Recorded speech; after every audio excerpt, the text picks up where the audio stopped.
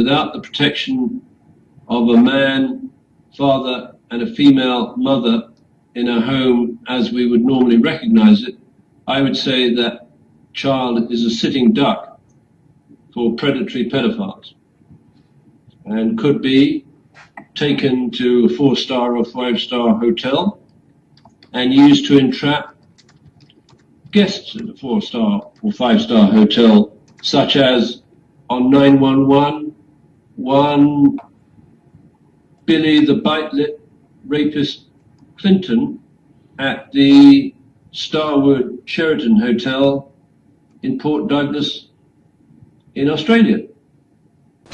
The North American Man-Boy Love Association was formed in 1979 as a support group for men who are sexually attracted to boys.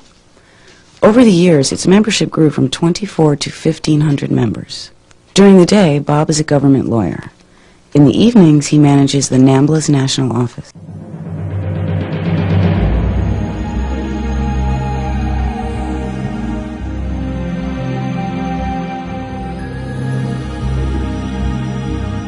When you are living through the events of your life on a day-to-day basis, it is sometimes hard to know if you are witnessing an historic turning point in the life of a nation, or just mistaking the noise of Washington politics as usual.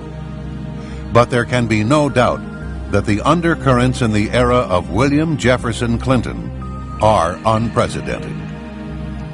While the U.S. press barked and howled with pitiful irrelevance about Clinton's $200 haircut, he quietly became the first president in the nation's history to fire every U.S. attorney in the country. When he fired William Sessions in July 1993, it was also the first time in American history that a president had summarily dismissed an FBI director. As Americans, we must then ask what the reasons were for these unprecedented moves by a new president.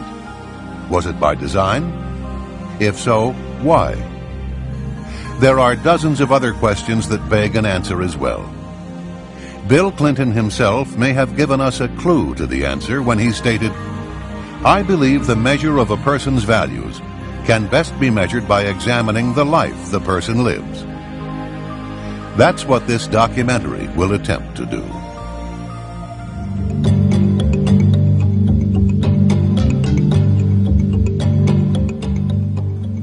During the 1960s, students were protesting the Vietnam War on college campuses throughout the nation.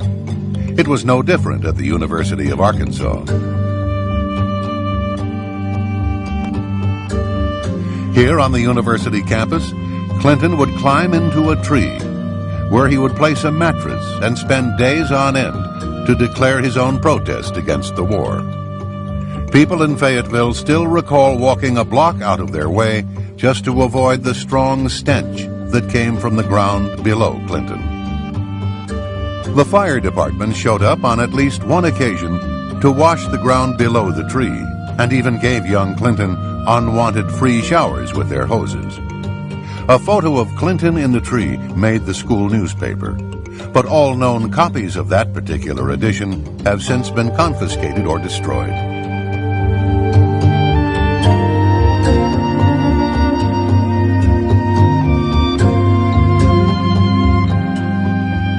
Mr. Clinton studied at Oxford in England. Most of his professors there described themselves as Marxist-Leninists or socialists. In early 1969, Clinton was called to London for a physical examination and was classified 1A, which meant Vietnam. Upon his return to Arkansas, Clinton drove to Fayetteville to the home of Colonel Eugene Holmes, commander of the Army ROTC unit at the University of Arkansas, where he begged to join the program. Clinton signed a letter of intent and gave a pledge to enter the university law school. In the fall, he returned to Oxford, where he would help organize demonstrations against the United States outside the American embassy.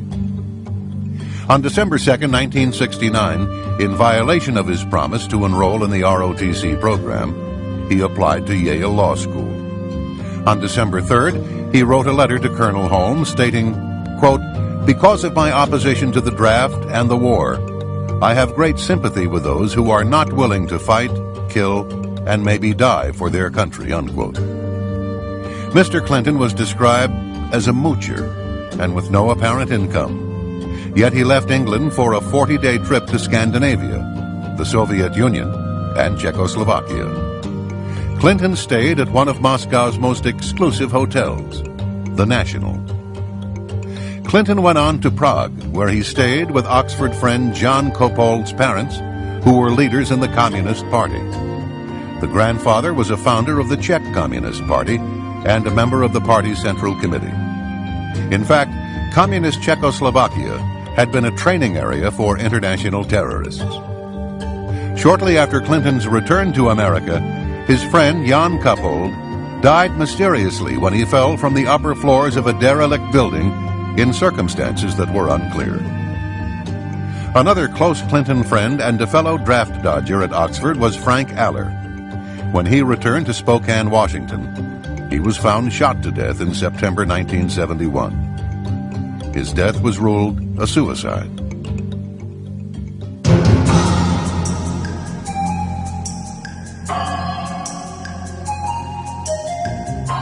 At Yale Law School in 1970, Hillary Rodham helped found the Yale Review of Law and Social Action. The second issue devoted 50 pages to the murder trial of Black Panther Lonnie McLucas. Some of the illustrations depict policemen as pigs.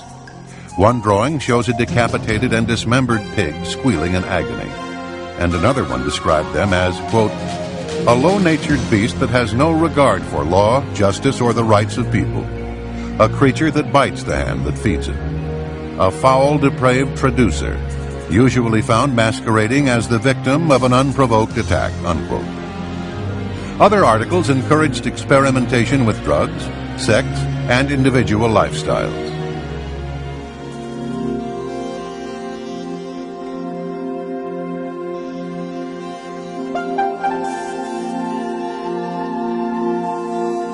In Bill Clinton's Arkansas, some 2 million people remained among the poorest in the nation. Their average yearly income was less than the $20,000 annual fees at the Little Rock Country Club. Arkansas families earning less than $9,000 a year paid nearly 4 times more state tax proportionately than families making in excess of $600,000. Arkansas remained almost last in the United States in per capita expenditure for education, in the percentage of its students completing high school, and the proportion of its citizens with college degrees. Nowhere in America is the range so great as in Arkansas, wrote the Arkansas Times in 1992, from the multi-billionaire status of the Walmart Waltons to the abject poverty of the Delta region, where Lee County is listed as one of the 10 poorest counties in the entire nation.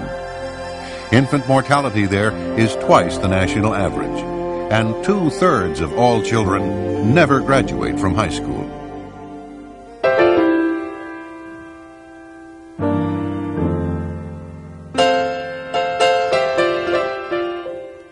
In the aftermath of his 1980 election defeat, Bill Clinton began appearing every Sunday at Emmanuel Baptist Church, which he had never attended so regularly before.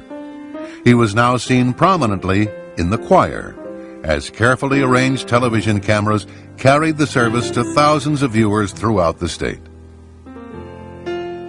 A convicted drug dealer and informant named Charlene Wilson testified to a 1990 federal grand jury in Arkansas that she had attended parties in which she watched as Roger Clinton passed cocaine to his brother Bill.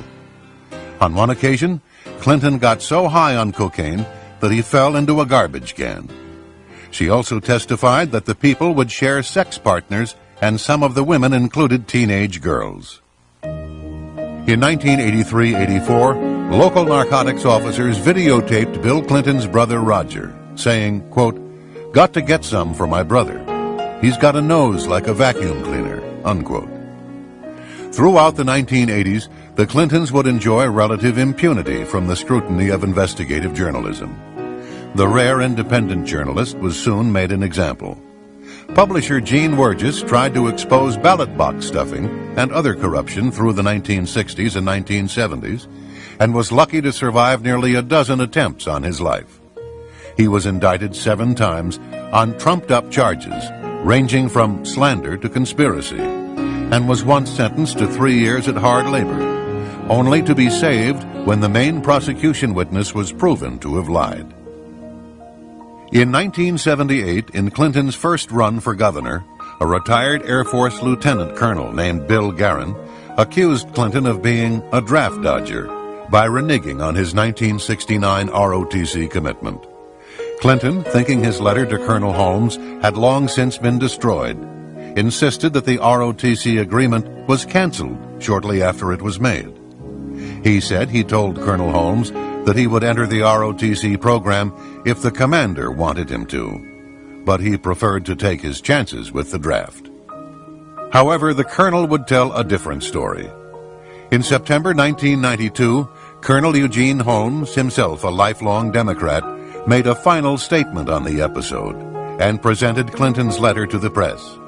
He stated that Clinton, quote, purposely deceived me, using the possibility of joining the ROTC as a ploy, purposely defrauding the military, both in concealing his anti-military activities overseas and his counterfeit intentions for later military service, unquote. It was in this setting that Bill Clinton entered state politics in 1975. When he left in 1991, he had been governor for 12 years. What he had done in and for Arkansas, he claimed, qualified him to govern the nation.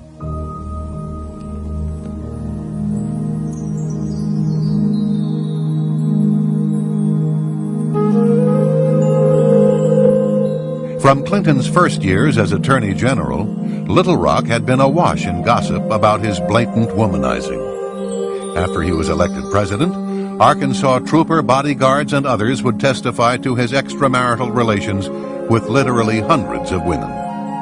State Trooper L.D. Brown stated that on state time and using state cars, he drove the governor to over 100 extramarital affairs and guarded him during those encounters.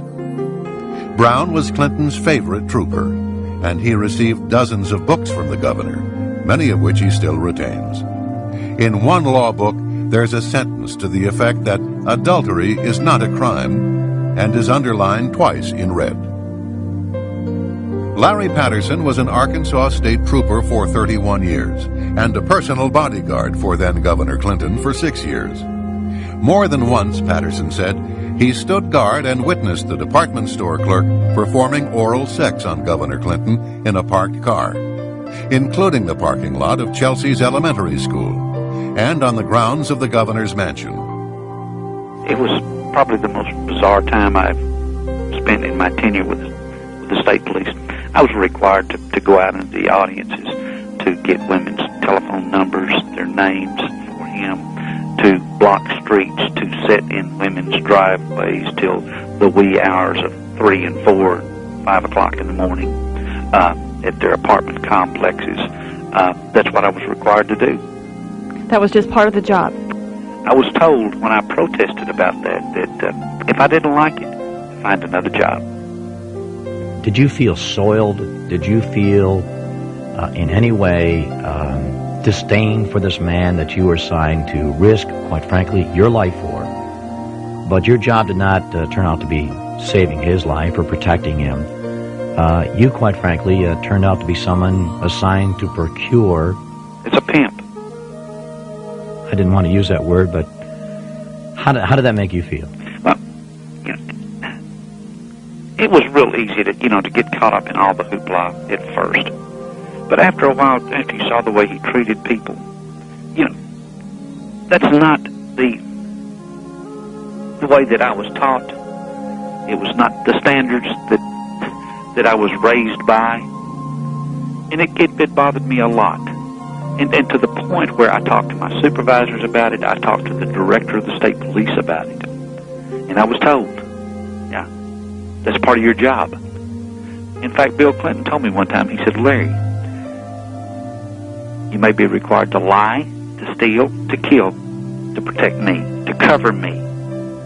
Was his words. On yet another occasion, the governor arrived at the Little Rock airport. Clinton told his bodyguards that he was going to be driven back to the residence by the Arkansas lawyer who had met the plane, so that she could show him her new Jaguar. On the ride back, he drove, and she was nowhere to be seen in the car. He later told Trooper Patterson that he had researched the subject in the Bible, and oral sex isn't considered adultery. George Grieg of the London Sunday Times wrote, quote, "What has emerged is a man with what would appear to be an almost psychotic inability to control his zipper," unquote. The repeated testimony of state troopers would show that Clinton rated women as objects, ripe peaches as he called them, purely to be graded, chased, dominated, and conquered. The governor had been predatory even toward one of the troopers' wives and toward another's mother-in-law. Neither then nor later did many of those around Clinton reflect on the deeper meaning of the womanizing and what it said about other aspects of the man and leader.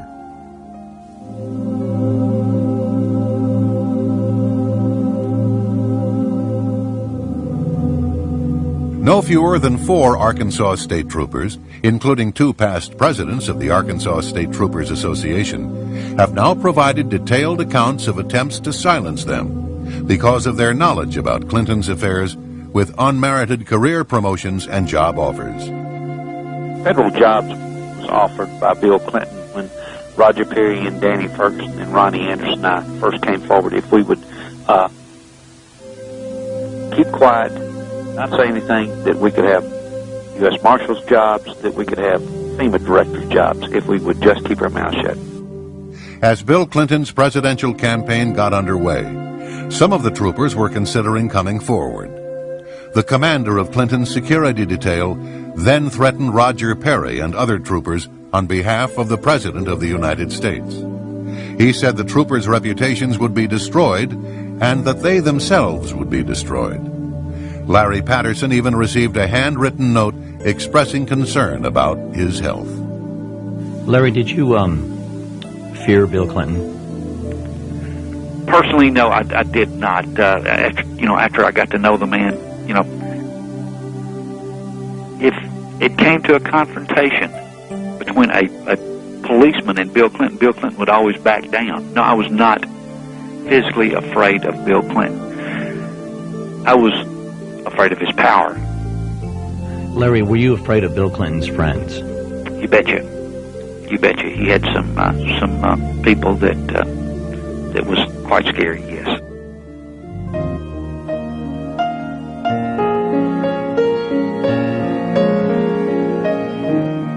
Away from the public spotlight, both Bill and to a greater extent Hillary were contemptuous of policemen, whom they commonly derided as ignorant SOBs, says Trooper Brown.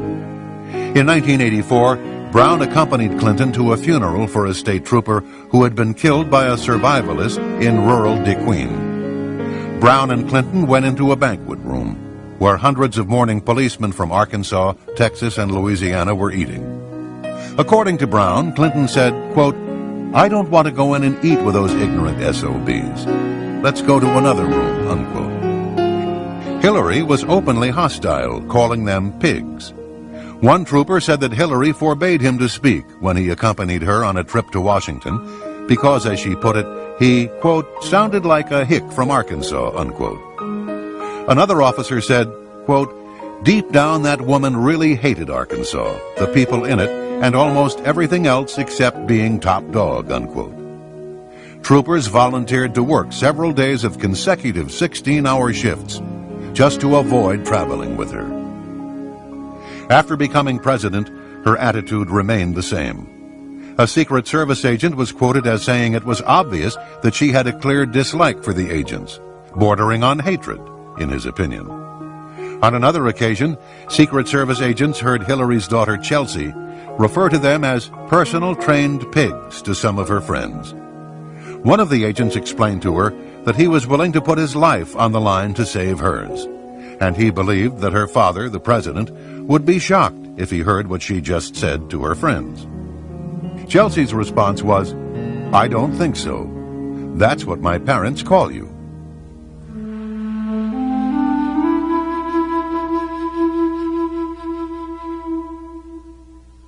As soon as Clinton was elected governor, he and Hillary formed a partnership with Jim and Susan McDougal in the Whitewater land deal. The McDougals would manage the business and bear most of the risk and liability, while Bill and Hillary would still enjoy a full 50% ownership. In 1979, the Clintons donated a small parcel of land near a river that flowed through Whitewater Estates to the Arkansas Game and Fish Commission. The donation was contingent upon construction of a boat ramp. Once the ramp was completed, a paved access road, funded at taxpayers' expense, was built from Highway 101 to the ramp, adding substantially to the overall value and marketability of home sites. Bill Clinton had used the powers of his office to enhance the value of his real estate speculation. Many elderly buyers invested in Whitewater because, after all, it was owned by the governor and his wife. However, they made the mistake of not reading the fine print of the real estate contract. As many of them would find, if they defaulted on their monthly installments for more than 30 days, they would lose all of their equity in the land, regardless of how much they had put down or paid in. The results could be devastating. Clyde Soaps put $3,000 down and faithfully made 35 monthly payments of $244.69. When he fell desperately ill, he could no longer make his payments. Although he had paid $12,000 of the $14,000 price of the lot, he quickly lost the land and all his previous investment. This was a typical case.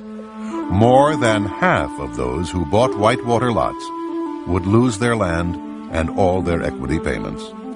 Records showed at least 16 different buyers paying in more than $50,000 and never receiving property deeds. Meanwhile, Whitewater carried on a flourishing traffic in repossessions and resales, selling some lots over and over when elderly buyers faltered on their payments. A local businessman said, quote, "They screwed people left and right, taking advantage of a bunch of poor old folks on a land deal. The future president and first lady. That ought to be the real Whitewater scandal," unquote.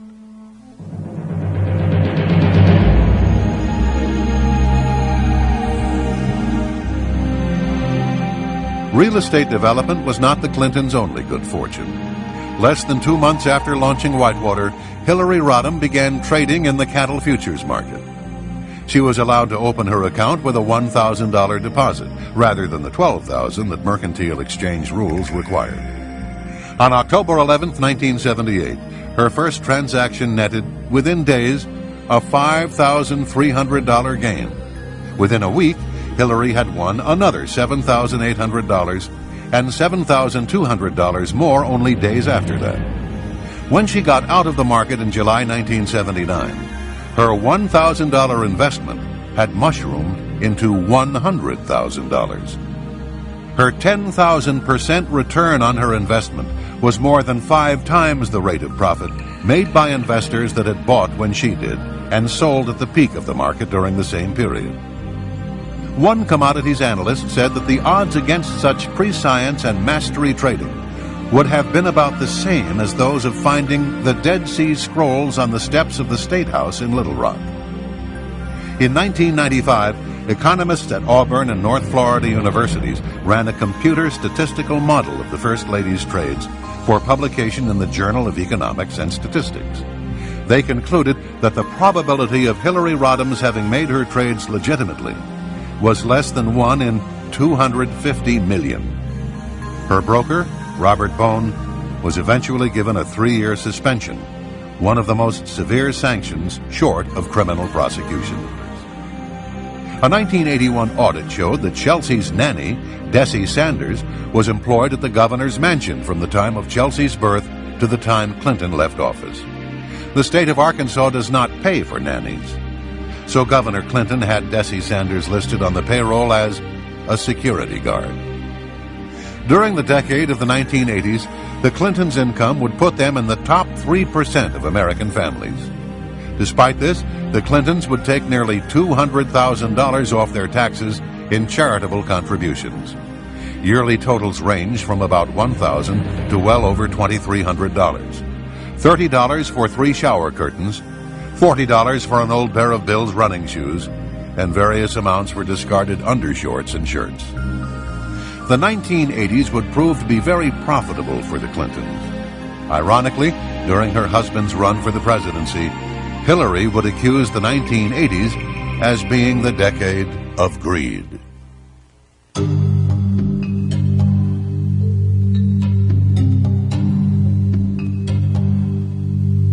The Arkansas Development Finance Authority, or ADFA, was set up by Governor Clinton to ease financing for low-income housing and small businesses.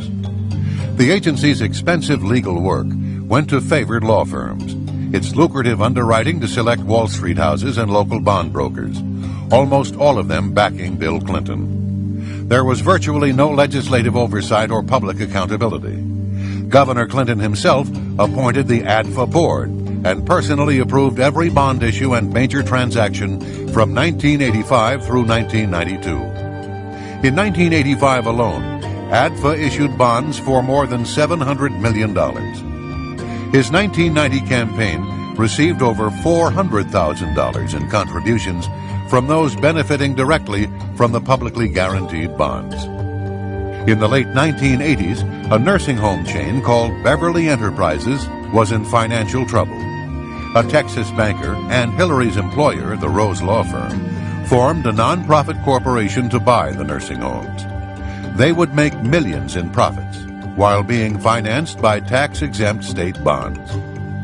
In September 1989, they were about to carry off a deal in Arkansas for the purchase of 32 nursing homes with $83 million in state bonds. At the last moment, the deal collapsed when Attorney General Steve Clark claimed he had been offered $100,000 in campaign money as a bribe to drop his opposition to the Beverly bonds. The partner who devised the nursing home scheme, William Kennedy III, would later be named a counsel to the president, one of the most powerful positions in the Clinton White House.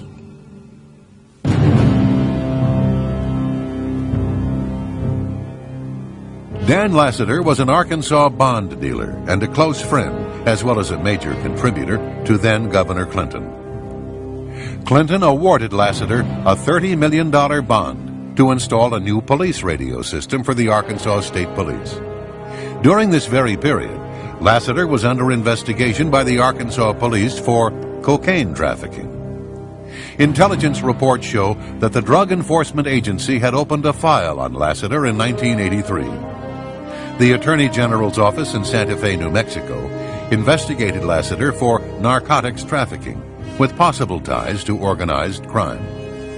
A federal grand jury indicted Dan Lassiter and accused him of conspiring with Bill Clinton's brother Roger Clinton and others to knowingly and willfully possess with the intent to distribute cocaine. In the end, Lassiter was offered a plea agreement and was charged with conspiracy to distribute cocaine. He was paroled after 1 year, most of it spent in a halfway house. He was granted a full pardon by then Governor Clinton. Patty Ann Smith was 16 years old when she fell under the influence of Dan Lassiter. She was still a child, but not for long. In the offices of the U.S. Attorney in Little Rock, she stated, quote, "I was a virgin until 2 months after I met Dan Lassiter. I finally gave in and slept with him. I was introduced to cocaine use by Dan Lassiter when I was 16 years old and a student at North Little Rock High School. Dan Lassiter planned on using me as a prostitute to entertain his friends," unquote. At the time, Lassiter was 40, more than twice her age. She was told by one of Lassiter's cohorts that, quote, "If I ever betray his trust and hurt Lassiter in any way, I would not see daylight to tell about it anymore," unquote. She said she met Bill Clinton several times, but he was never acting like a governor when I saw him. She claims to have witnessed Governor Clinton taking cocaine on several occasions. In an interview with U.S. attorneys, a 33-year-old Little Rock woman stated that she had been started on cocaine by an associate of Lassiter's. He warned her that she was as good as dead if she ever told anything about him or Lassiter. As a circuit court clerk, Dennis Patrick's income was less than $25,000. Dan Lassiter's brokerage company would secretly run over $100 million through Dennis's account. When the FBI found out, they informed Dennis that he would be an important witness in their investigation of Whitewater. The ATF soon learned that Dennis's life was in danger and informed him that a contract was out on his life.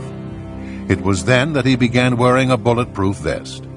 After 2 attempts on his life, the police arrested a man who admitted that he had been contracted for $20,000 to kill Dennis Patrick and his wife. Patsy Thomason was given power of attorney to manage Lassiter's business empire while he was in prison. An employee at Lassiter's firm told Dennis that Thomason was in charge and that she could put an end to his nightmare. But the nightmare continued, and Dennis was stripped of his life, his name, his integrity, everything he had. He eventually fled the state for his safety as well as that of his family. Patsy Thomason was clearly a favorite of Bill Clinton. He appointed her executive secretary of the Arkansas Democratic Party, which helped build the foundations for his presidential bid. After the 1992 elections, she was given one of the most powerful positions in Washington, director of the White House Office of Administration. In this position, Thomason failed to provide proper security clearances for over 100 White House staff members, many of whom were alleged drug users. Under her direction, random drug testing for the White House staff was eliminated.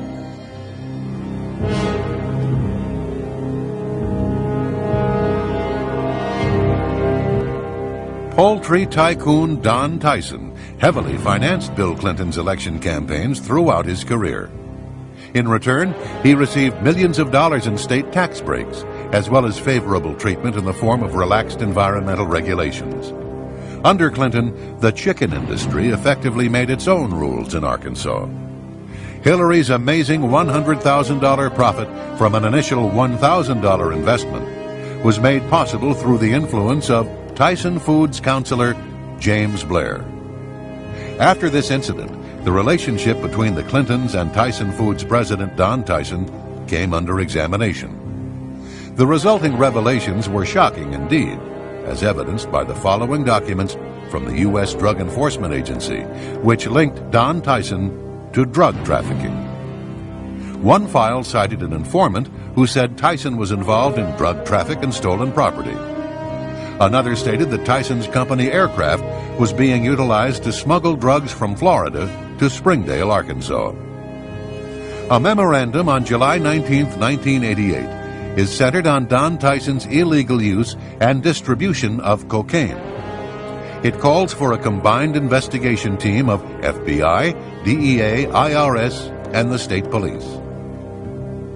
There were documents that referred to alleged hitmen employed by Tyson to kill drug dealers who owed him money. In one of them, an informer stated that Daddy Don, Donald Tyson, can put out the word to take care of you. She gave as an example a female who was found in a culvert near Highway 71 outside of Fayetteville, Arkansas. One woman stated that she was afraid that she might get killed as she understood that Don Tyson was a drug dealer who brought drugs in from California by truck and airplanes. And a confidential informant claimed to have information on an alleged hitman for Don Tyson. None of the allegations against Don Tyson have led to criminal charges. Police officers who tried to mount a case against Tyson were destroyed by their superiors in the state police.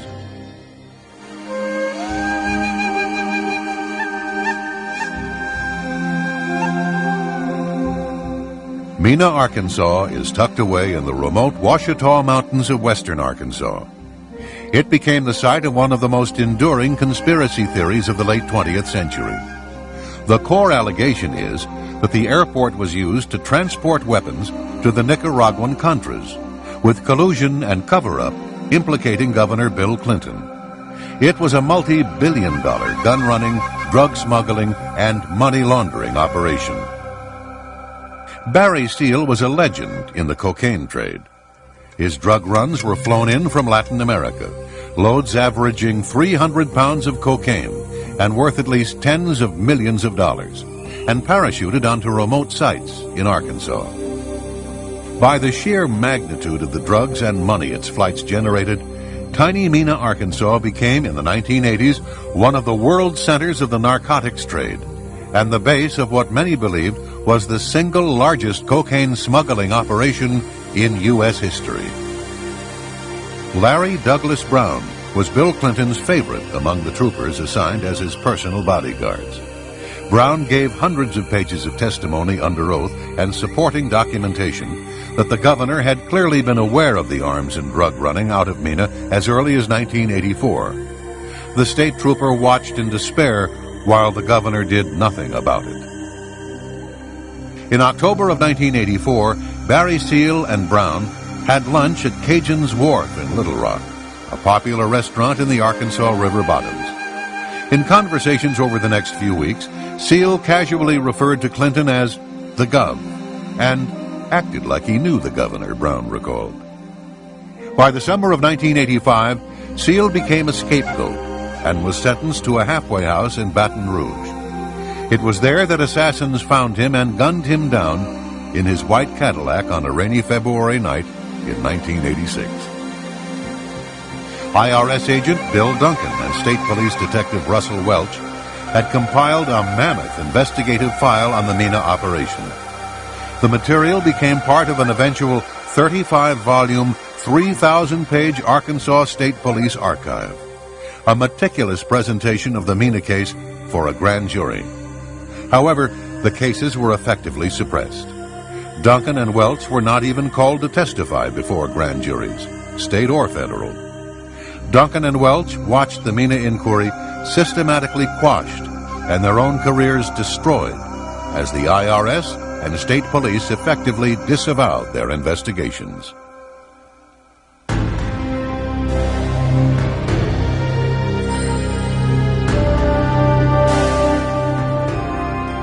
On the night of August 23, 1987, just outside the little town of Alexander, Arkansas, Kevin Ives, 17, and Don Henry, 16, witnessed a cocaine drop, which was part of the drug smuggling operation in Mena, Arkansas. The boys were captured and their hands were tied behind their backs. They were kicked and beaten and finally executed. One of the boys was stabbed to death. The bodies were wrapped in a tarpaulin and placed across the railway tracks to be mangled by the next train. The Arkansas medical examiner, Fahmy Malik, ruled the deaths an accident. He said the boys had smoked marijuana joints and had fallen into a trance on the railway tracks, side by side. As the facts would later show, the crime lab never tested the concentration of marijuana in their blood. They were told to back Malik's ruling. Bill Clinton was the only person to whom the crime lab answered. Kevin Ives' mother, Linda, created such a stir that a grand jury was called to investigate the case. The bodies were exhumed, and a second autopsy was conducted by the Atlanta medical examiner, Dr. Joseph Burton. He showed an enhanced photograph of the wound to 6 other forensic investigators. They all concurred that it was a stab wound. He also found that Kevin Ives had been smashed in the head with a rifle butt. The report of the grand jury concluded that the deaths of Don Henry and Kevin Ives were definitely the result of foul play. It urged that law enforcement agencies, the prosecuting attorney's office, to continue the investigation into the deaths of Don Henry and Kevin Ives and into the drug problem in Saline County. Because of Linda Ives' investigation into the death of her son, she was placed on Bill Clinton's enemy list by White House counsel Mark Fabian. Already, people associated with the case were beginning to die in what amounted to a reign of terror among young people in Alexander, Arkansas. April 1988, Keith Coney told his mother he knew too much about the Ives Henry murders and feared for his life. After being slashed in the neck, he was fleeing for his life on his motorcycle when he slammed into the back of a truck and was killed. Booney Bearden, a friend of the boys, disappeared. His body was never found. November 1988, Keith McCaskill claimed to have knowledge of the Ives Henry murders, but was killed before he could testify. McCaskill, knowing that his life was in danger, had said goodbye to his friends and family. He died from 113 stab wounds. January 1989, Gregory Collins claimed to have knowledge of the Ives Henry murders, but was killed before he could testify. Collins was found dead from a shotgun blast to the face. April 1989, Jeff Rhodes claimed to have knowledge of the Ives Henry murders, but was killed before he could testify. His body was found in the city dump, dead of a gunshot wound to the head. July 1989, Richard Winters claimed to have knowledge of the Ives Henry murders, but was killed before he could testify. Winters was silenced by a blast from a sawed-off shotgun. June 1990, Jordan Kettleson claimed to have information on the Ives Henry murders, but was killed before he could testify. He died from a shotgun blast to the head. To date, no arrests have been made in regard to these murders. Arkansas's medical examiner ruled the death of 2 teenage boys an accident, while several forensic investigators and a grand jury concluded they were murdered. But this was not the first nor the last time that Fahmy Malek's rulings would cause controversy. In 1985, a North Arkansas man was fatally shot, and Fahmy Malek ruled it a suicide. There were 4 gunshot wounds to the chest. In a 1986 case, Malek's ruling was accidental drowning. It was later discovered that the victim had been shot in the head. In 1992, a man's body was found with 5 bullet wounds, but Malek nevertheless ruled it a suicide. In his most incredible ruling, Malek concluded that a James Milam had died of an ulcer. However, the man's skull was later recovered. He had been decapitated with a sharp knife. That Malek survived in Arkansas is a testament to Clinton's power. Just before Clinton announced his intentions to run for president, Malek was moved to another state job.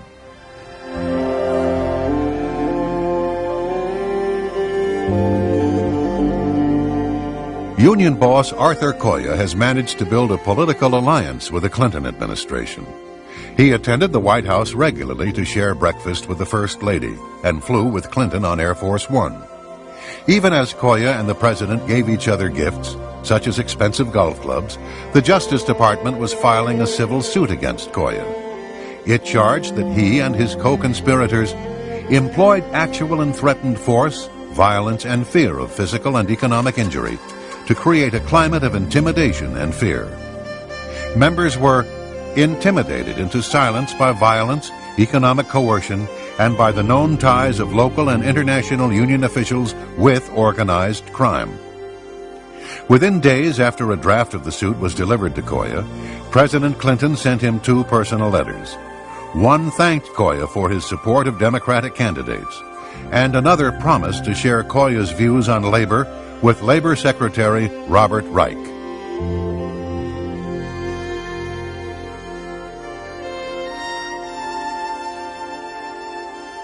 Mr. Free, over 65 people have invoked the Fifth Amendment or fled the country in the course of the committee's investigation. Have you ever experienced so many unavailable witnesses in any matter in which you've prosecuted or in which you've been involved? Actually, I have. You have?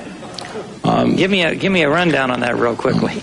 I spent about 16 years doing organized crime cases in New York City, and many people were frequently unavailable. So was that the only time you experienced something like that? Went on for quite a while. So the only time that you experienced anything like this was when you were investigating an organized crime syndicate?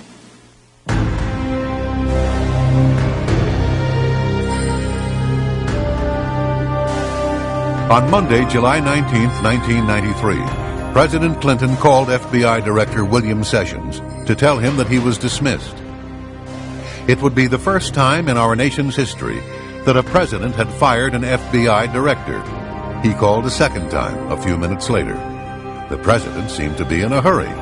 Time was of the essence. Sessions was to leave the Hoover building effective immediately. The next day, Vince Foster's body was found in Fort Marcy Park, dead from a gunshot wound to the head. Under the assassination statute, the FBI would have been compelled by law to take over the case if there was any question that it might have been a homicide. But with the firing of its director, the FBI was in turmoil, and the Park Police became the lead agency in charge. The Park Service had neither the depth nor the experience to investigate a case of this magnitude, which led many to ponder the question, was it the intention of the White House to limit the scope of the investigation? Vince Foster had been a close friend of Bill Clinton's in their boyhood town of Hope, Arkansas. As Deputy White House Counsel for the Clinton administration, Foster became the highest-ranking U.S. government official to die under mysterious circumstances since President John F. Kennedy. He, more than anyone else, knew the financial secrets of both the campaign of 1992 and the Clinton presidency, just as he knew the secrets of the Rose Law Firm and of Hillary Rodham Clinton's business and financial dealings over the previous decade, dealings that would become the subject of numerous investigations.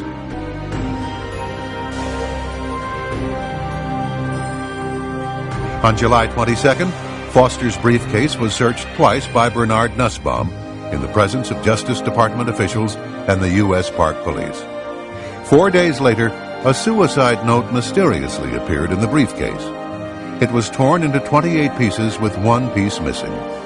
No fingerprints were found on the note, only a partial palm print of Nussbaum's. Distinguished handwriting experts were contacted, the most famous being Dr. Reginald Alton of Oxford University in England. The note, he said, was a fake. It was the work of a forger. Associate Independent Counsel Mikel Rodriguez was not a conservative.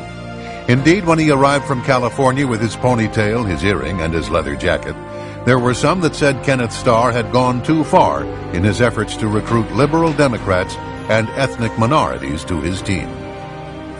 Rodriguez spent his time combing through the archive of documents in the Foster case, and he didn't like what he saw. He managed to gain access to the locked files in the office of the Independent Counsel. Hidden inside was a folder of crime scene photographs that had been deliberately withheld from the prosecutor. Among them was the original Polaroid of Foster's neck. Rodriguez went to the Smithsonian Institution for enhancement of the original. The blow-up photo revealed a dime-sized wound on the right side of Foster's neck, suggesting a gunshot fired at point-blank range into the flesh. The medical examiner at the scene was Dr. Hout. After examining Foster's body, he made reference to a wound on Foster's neck on page 2 of his report. This finding was in agreement with 2 of the rescue workers who testified before the Whitewater grand jury that they too saw a gunshot wound on Foster's neck. Incredibly, in the official autopsy report on Vincent Foster, a gunshot wound to the head is listed, but the wound on the neck is completely left out.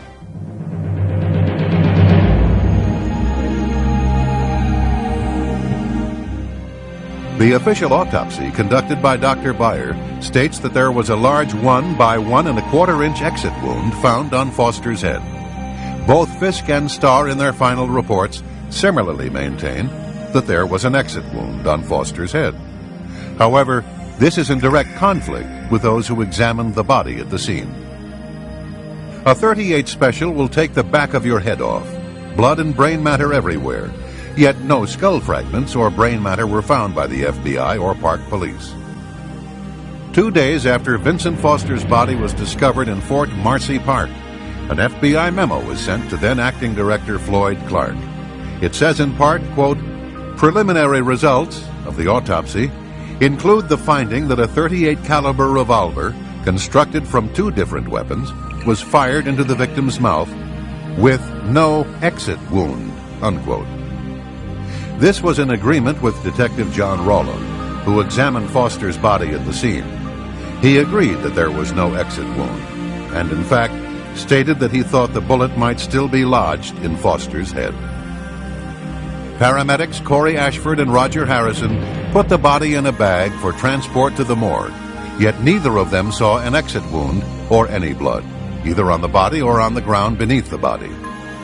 This was in agreement with Dr. Hout, who examined the body at the scene and wrote in his report that the wound was mouth to neck.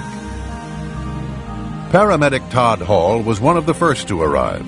He testified before the grand jury that he saw 2 men running away from the scene into the woods. Paramedic Richard Arthur, who had attended to 25 to 30 gunshot deaths in his 9 years as a rescue worker, believed it was a homicide. "I've just never seen a body lying so perfectly straight," he said. His colleague, Corey Ashford, also had coded the death as a homicide. For 4 months, Rodriguez probed the case. He called witnesses before a grand jury and soon discovered serious indications of a cover-up. By the early spring of 1995, he was starting to probe a hypothesis that the crime scene at Fort Marcy Park had been staged, that the gun had most likely been planted in Foster's hand, and that a crucial photograph of Foster's neck and head had been falsified. He turned to his boss, Kenneth Starr, for support. Nothing was done to resolve the matter. In March 1995, Rodriguez resigned. The only serious investigation ever conducted into the death of Vincent Foster came to an abrupt end.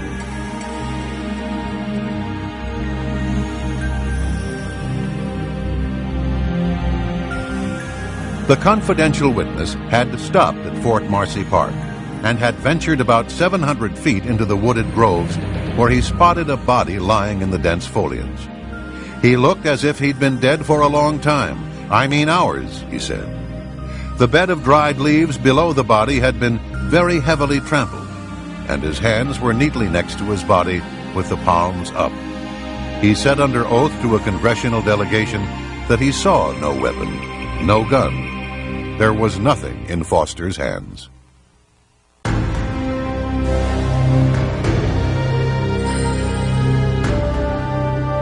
A Park Police Polaroid shows a .38 Colt revolver hooked on Foster's thumb. It was made from parts of at least 2 separate weapons, and it had 2 different serial numbers. The only recorded sale to gun retailers of both serial numbers was in 1913, and that was too old to trace. Foster's fingerprints were not found on the gun, although a print belonging to someone else was found under one of the detachable grips. A .38 Special has a fierce recoil and can throw one's hand back over their head.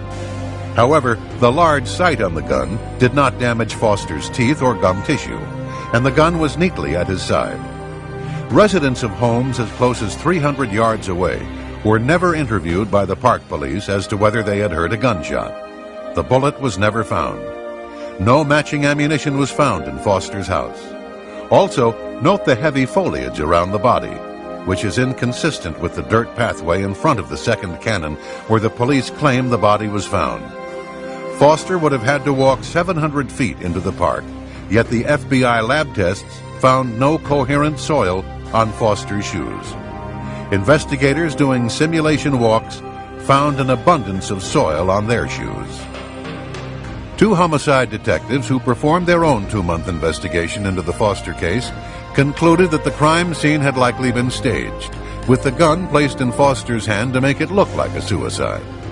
This report, funded by the Western Journalism Center in California, was prepared by Vincent Scalise and Fred Santucci, both veteran homicide experts from the New York City Police Department.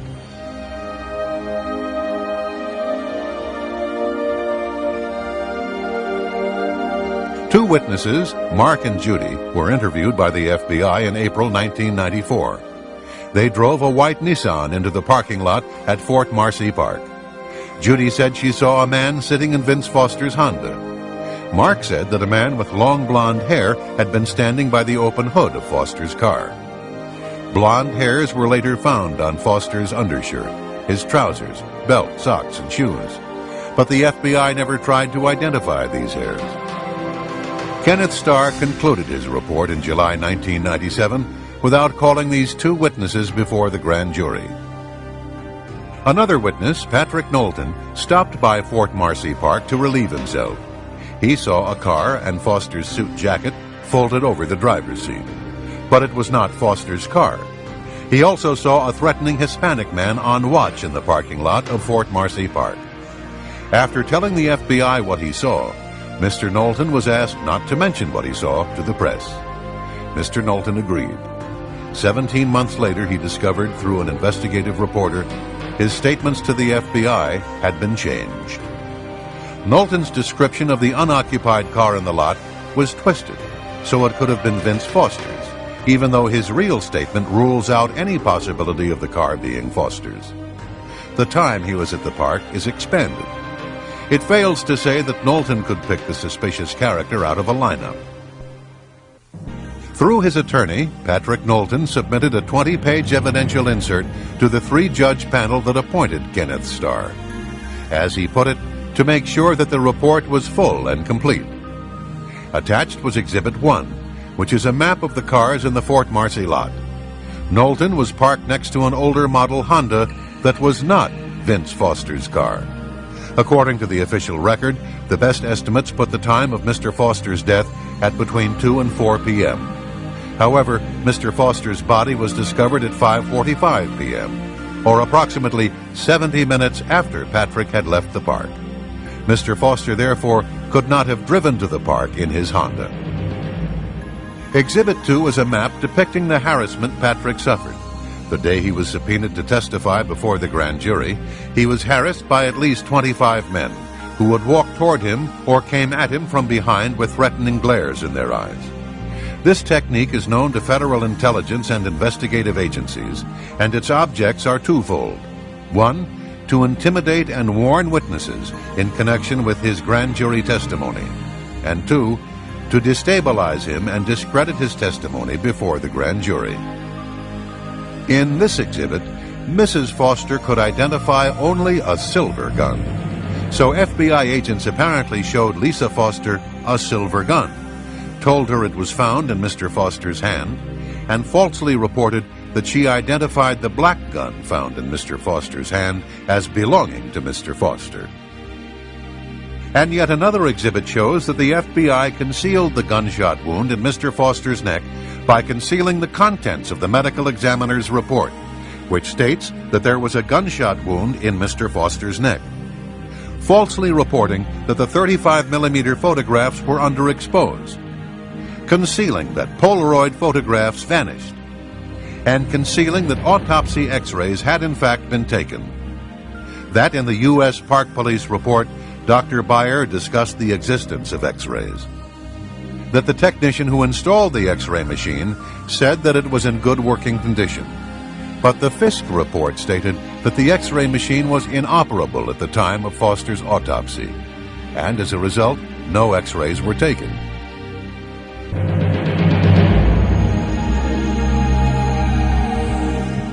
The sequence is crystal clear. In his notebook, Detective Rollo writes, "Dead body, Fort Marcy, warm sunny day." His handwritten notes also indicate that he called the Secret Service at the White House at 6:45 p.m. 20 minutes later, at 7:05 p.m., Secret Service logs show that Patsy Thomason checked into the offices of administration where Vince Foster's office was. Foster had kept important documents on Whitewater and other matters in his safe, and a short time later, a group from the Technical Security Division was logged in with her. They were experts in locks and safes. Trooper Roger Perry was on duty at the guard shack of the Arkansas Governor's Mansion when a call came through from the White House. Trooper Larry Patterson tells the story. I had just gotten off work, had driven from State Police Headquarters to my apartment complex. Arrived home no later than 5 p.m. When I was just inside my apartment. I had not taken off my uniform. I had not gotten a Coke or a glass of water or something out of the refrigerator. I was in my apartment looking at my mail, getting ready to undress. The phone rang. I pick it up. It's Roger Perry. He said, "Larry, you will not believe what just happened." He said, "Helen Dickey just called from the White House and said that Vince Foster had just gotten off work, walked out in the parking lot, and shot himself in the head." So this was the latest, 5 o'clock, 6 o'clock, Washington, D.C. time. Perry relayed the message to Governor Jim Guy Tucker. He also called Lynn Davis, the former commander of the Arkansas State Police. 4 men in Little Rock knew about the death of Vincent Foster before 6 p.m. Washington time, at least 15 minutes before the Park Police discovered the body in Fort Marcy Park. President Clinton appeared on Larry King Live at 9 p.m. It was being broadcast in the library of the White House. About 20 minutes before he went on the air, a CNN makeup artist was preparing the president for his television appearance when a man walked in and announced that a note had been found in Vince Foster's office. So the White House Secret Service, Chelsea's nanny, and 3 troopers in Arkansas had known for several hours, but Bill Clinton went on Larry King as if he knew nothing of Foster's death. At the time of Vince Foster's death, Hillary Clinton was in Los Angeles. As the LA Times reported, she cut her trip short and flew to Little Rock the day of his death. No reason was given as to the sudden change of schedule. Former FBI Director William Sessions stated that the Foster case had been compromised from the beginning. It was compromised when the White House took control of the FBI by firing Sessions the day before Foster's death.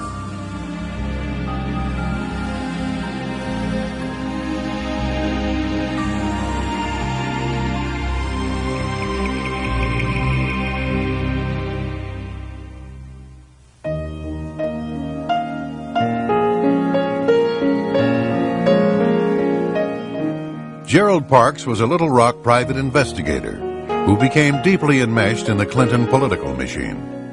He later became head of security for the Clinton-Gore National Campaign headquarters in Little Rock. Later, during the early stages of the presidential campaign, Parks claimed to have made at least 2 trips to the airport near Mena, Arkansas. He said that Vince Foster had paid him $1,000 cash for each trip. He would pick up a trunk load of money from the Mena airport and deliver the money to Vince in the Kmart parking lot.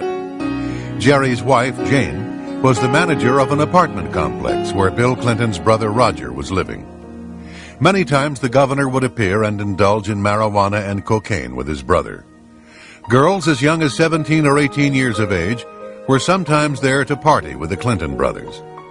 When Jane told her husband about the goings-on in Roger Clinton's apartment, he began to write down names, dates, and license plates. He snapped photos from another balcony. Over a period of time, Parks had collected a thick dossier on the comings and goings of Bill Clinton. Jane Parks revealed that her husband had carried out sensitive assignments for the Clinton circle for almost a decade, and the person who gave him his instructions was Vince Foster. Foster had called the Parks home more than 100 times, identifying himself with the code name the Congressman. By the late 1980s, Vince trusted Parks enough to ask him to perform discreet surveillance on the governor. He needed it for Hillary because she wanted to gauge exactly how vulnerable her husband would be to charges of philandering if he decided to launch a bid for the presidency. Jane claims that about a week before his death, Vince Foster telephoned her husband. Hillary was worried that there might be something in the files that could cause damage to Bill or herself. Jerry told Vince Foster that there was indeed plenty to hurt both of them. But you can't give her those files. That was the agreement. A few days later, Foster again called the Parks residence. He was calling from a payphone. He said he was going to meet Hillary at the flat, and he was going to give her the files. Parks then said, "You can't give Hillary those files. She's capable of doing anything." 2 days later, Vince Foster was dead.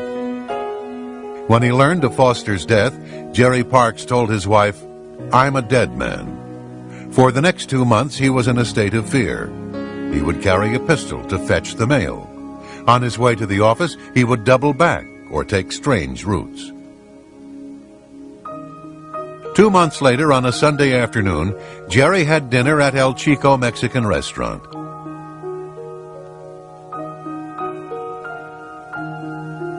On the way back, a car pulled up beside him and shot and killed him with a 9mm handgun at point-blank range.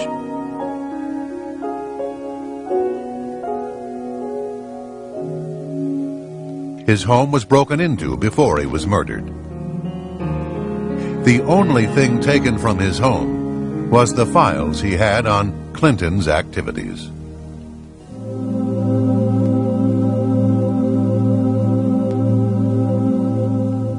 Trooper Ferguson's ex-wife, Kathy, was to be one of the key witnesses for the prosecution in the Paula Jones case, and had been openly vocal about her belief in Paula's testimony. 4 days after Paula Jones filed her lawsuit against Bill Clinton, Kathy Ferguson was found dead of a gunshot wound to the head. Her death was ruled a suicide. The following is an affidavit of Sherry Butler, who was one of Kathy's best friends. Quote, Kathy Ferguson had been a friend of mine from 1991 to 1994, and on occasion had mentioned that while attending functions at the governor's mansion, then Governor Bill Clinton had cornered her in the kitchen of the mansion and pinned her to the counter. Shortly before her death, Kathy stated that what Paula Corbin Jones was saying about Clinton was the truth, and, quote, "I wouldn't put anything past Bill Clinton," unquote. Kathy Ferguson had been a nurse, and a number of medical personnel attended her open casket funeral. Her autopsy report had placed the fatal bullet's entrance wound at the right temple, with the exit wound at the left temple, making it a possible suicide. However, at the funeral home, 3 nurses, an RN and 2 LPNs, decided to make a careful examination of the wound. Yet none of them saw any wound at the left temple. What they did see looked to be a large, blown-out exit wound in the right temple. This puzzled them, because they knew Ferguson was right-handed. This prompted them to look for an entrance wound on the left side. One of the nurses rolled the corpse's head to the side. All 3 nurses were then able to see a cotton-stuffed wound behind the left ear. Several other hospital colleagues subsequently visited the funeral home and made the same observation. The following is an affidavit of Samuel Houston, M.D. I have been contacted by 6 nurses who each described the head wounds of Kathy Ferguson at the open casket funeral and described a small, clean, quarter-size hole with cotton balls stuffed within it behind her left ear and a large blown-out wound to the right temple, pulling the right eye over. None of the above nurses saw any wounds on the area of her left temple on careful examination of her head. So, according to the testimony of a doctor and 6 nurses, the bullet may have entered from behind the left ear and exited at the right temple, making Kathy Ferguson's death a possible homicide. Dr. Houston recalled his last conversation with Ferguson on the day before her death. She told him that she wished she did not know as much as she knew concerning the Arkansas State Troopers and their activities and those of Danny Ferguson. Bill Shelton was an Arkansas police officer and boyfriend of Kathy Ferguson. He had been publicly critical of the ruling that stated Kathy's death was a suicide. A month later, Shelton was also shot behind the ear, and his death was also ruled a suicide.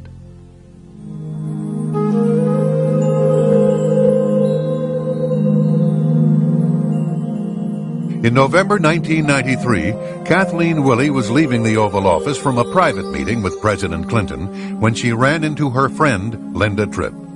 Willey told Tripp that Clinton kissed her and fondled her. Tripp described Willey as disheveled. Her face was red, her lipstick was off, and she was flustered. Kathleen's husband, Ed Willey, was manager of the Clinton Presidential Finance Committee. He was found shot to death a few hours after his wife's incident with Clinton. The death was ruled a suicide.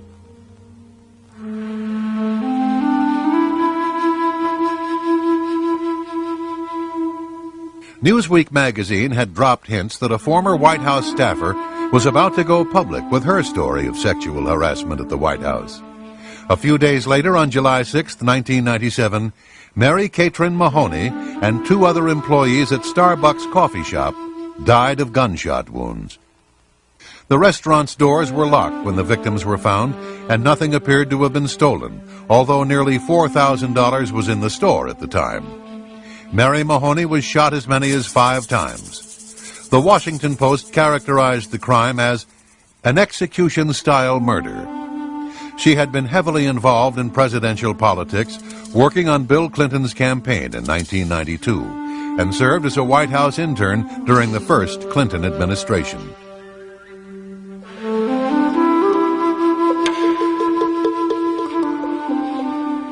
November 1997.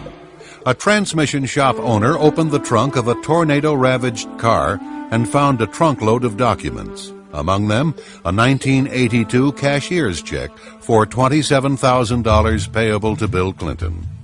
The source of the funds for the check was the McDougal Savings and Loan. The shop owner, Johnny Lawhon, was reluctant to talk about his discovery. He said, quote, "Clinton is the most powerful man in the world," unquote. Lawhon later died in an automobile accident. James McDougall had stated, quote, "Immediately concurrent with the check being found, I started getting a lot of heat. I am a prisoner of the executive branch," unquote. He was serving a 3-year sentence in the Federal Medical Center in Fort Worth, Texas, and was cooperating with the independent counsel into the investigation of the president. He was scheduled to testify before the grand jury. Against doctor's orders, McDougall was given an injection of Lasix, a diuretic. He was then put in solitary confinement, where he died of cardiac arrest.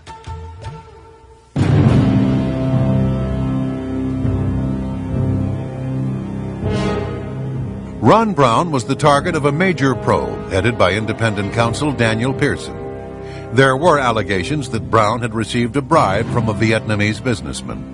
He was also being investigated for numerous scandals by the FBI, the FDIC, a Congressional Oversight Committee, the Energy Department, the Senate Judiciary Committee, and even his own Commerce Department Inspector General. Brown's business partner, Nolanda Hill, would later testify in March 1998 that White House officials wanted him to cover up a scheme involving the sale of U.S. trade mission slots to executives in exchange for contributions for the upcoming Clinton-Gore presidential campaign and the Democratic Party. She said, "Ron expressed to me his displeasure that the purpose of the commerce trade missions had been and were being perverted at the direction of the White House." On April 3, 1996, an Air Force Boeing 737 carrying Commerce Secretary Ron Brown and 34 others on a trade mission to the Balkans crashed into a hillside near Croatia's Dubrovnik Airport. Air Force procedure called for a 2-step investigation. However, for the first time in memory, the Air Force canceled the first step, which called for a safety investigation of a crash on friendly soil. An autopsy on Brown's body would typically have been part of this investigation. They instead went directly to the second and final step, consisting mostly of legal proceedings that would mirror the sentiments of the Pentagon and White House officials, who implied the crash was nothing more than an accident. The Croatian wire service reported that the flight data recorder and cockpit voice recorder had been recovered. Later, the Pentagon disputed this, saying that no voice recorder was on board. But Hillary Clinton flew on the very same aircraft 2 weeks prior, making it unlikely that a voice recorder would not have been on board. The Air Force concluded that Brown's plane was 10 degrees or almost 2 miles off course. Maintenance Chief Nico Jersic was in charge of the ground beacons and was scheduled to be grilled by the U.S. Air Force Accident Investigation Team. However, he was found shot to death 3 days following the crash. His death was ruled a suicide. Over 3 hours after the crash, the first search party arrived on the scene and miraculously found a survivor. Air Force Tech Sergeant Shelley Kelly was found alive and would have helped officials with their investigation into the crash. But she died of a broken neck on the way to a nearby hospital. Lieutenant Steve Cogswell, a forensic pathologist who investigated the crash, contends there is evidence that Ron Brown might have been murdered. He said, quote, "Essentially, Brown had a 45/100 inch inwardly beveling circular hole in the top of his head, which is essentially the description of a .45 caliber gunshot wound. This man needs an autopsy. This whole thing stinks," unquote. Several personnel were present while Colonel Gormley was conducting his external examination. The photographer present was Chief Petty Officer Kathleen Janoski, a 22-year veteran. I opened up my big mouth in the morgue and said, "Wow, look at the hole in Ron Brown's head. It looks like a bullet hole." I said that, and my life has never been the same since. All of the X-ray films of Brown's head have disappeared. There were allegedly many photos taken of Brown that were stored in a safe, but these photos, along with the negatives, have also disappeared. All that remains of the head X-rays are photographic slide images taken by Janowski. Dr. Cyril Wecht has nearly 40 years of experience, has conducted some 13,000 autopsies, and is considered one of the nation's most prominent forensic pathologists. He is also prominent in Democratic Party politics. He says there was more than enough evidence to suggest a possible homicide in the death of Ron Brown, and an autopsy should have been conducted on his body. As he stated, quote, "It's not even arguable in the field of medical legal investigations whether an autopsy should have been conducted on Ron Brown," unquote. And Lieutenant Colonel Cogswell stated, quote, "You can't ignore who this person is. To stack up the coincidences, one of 35 people has got a hole in their head. The hole is dead center in the top of their head, and it just happens to be the most important person on the plane from a political point of view. That's a whole lot of reason to investigate it," unquote.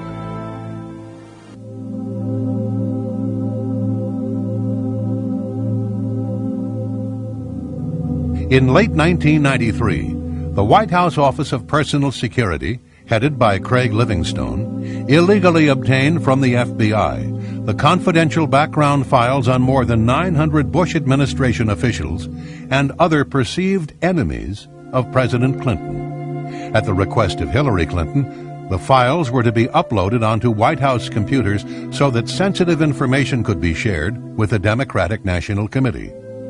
These files contain all allegations, rumors, or statements made about the individual during FBI background checks, whether or not confirmed, true, or even credible. Livingstone had a history of prior drug use, which should have disqualified him from serving in the White House. However, senior White House counsel William Kennedy III said that Livingstone was hired on orders from the First Lady. Other evidence indicates that this illegal activity was likely approved by President Clinton. Congressman Bob Barr comments on this frightening scenario. Chuck Colson, who is now a born-again Christian and a prominent speaker on prison reform and religion in America, went to federal prison, went to jail because he misused a single government law enforcement file. Yet we now know that the Clinton administration misused perhaps upwards of 1,000 or more FBI files, which include and contain very sensitive information on average American citizens.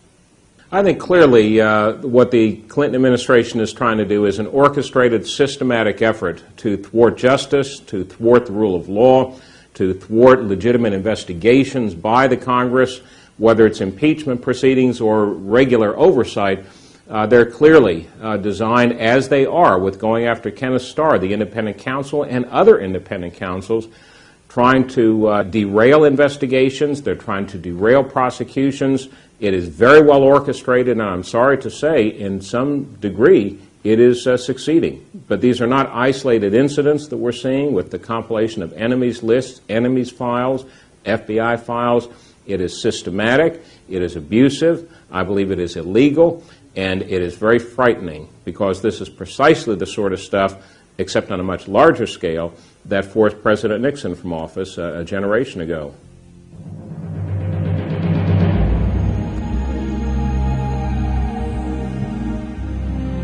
Who was the biggest contributor to the Clinton-Gore ticket in 1992? Not a corporation, not a labor union, not a Hollywood mogul, but Indonesian businessman James Riyadi, who gave $450,000 to elect Bill Clinton. The Riyadis and their executives gave an additional $600,000 to the Democratic National Committee and Democratic state parties. The Riyadis' corporate flagship is the Lippo Group, a multi-billion-dollar financial conglomerate with business ties to China's communist government.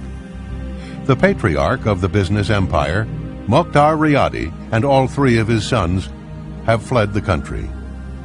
In 1977, Mokhtar Riyadi became partners in one of America's largest investment banks, Stevens Incorporated in Little Rock, Arkansas. His son, James Riyadi, interned there and soon began a friendship with Arkansas Attorney General Bill Clinton. Thus began a friendship that has lasted 20 years and has spread a web of intrigue, financial corruption, and foreign influence into American government. In return for their generosity, the Riyadis and their friends were given unparalleled access to the White House. On the afternoon of April 19, 1993, 80 members of the Branch Davidian religious cult were holed up in their compound outside Waco, Texas. On that same day, James Riyadi, John Huang, and other Chinese officials were visiting President Clinton in the Oval Office. The television in the corner showed CNN's live coverage of the burning compound as 17 American children were dying in a burning inferno. But the president took time out to give his visitors a tour of the White House. In their book, Year of the Rat, Edward Timberlake and William Triplett have connected the dots between the Clinton White House and the Communist Chinese. Some examples are as follows. The Riyadi family, with connections to Communist China's KGB, became the largest contributor to the Clinton-Gore campaign in 1992. Communist agents and representatives of Chinese organized crime were granted extraordinary access to the White House. They had targeted Bill Clinton 15 years earlier when he was an obscure politician in Arkansas. America's defense and foreign policy have been twisted to benefit Clinton and Gore foreign backers, including the Chinese military. Nearly 100 witnesses have either fled the country or taken the Fifth Amendment. William C. Triplett II is the former chief counsel to the Senate Foreign Relations Committee. He has 30 years of experience working on China and national security. We asked him about the Riyadi family. They tried to come into the United States in the late 70s in Georgia. That didn't work out. Ultimately, they ended up in Little Rock. And in Little Rock, in the late 70s, the heir apparent to the family fortune met Mr. Clinton when he was then Attorney General of Arkansas, and there have been perhaps 20 years worth of friendship from thence. Their man in the United States was a man named John Huang, who was also ethnic Chinese from Taiwan, and he joined them overseas.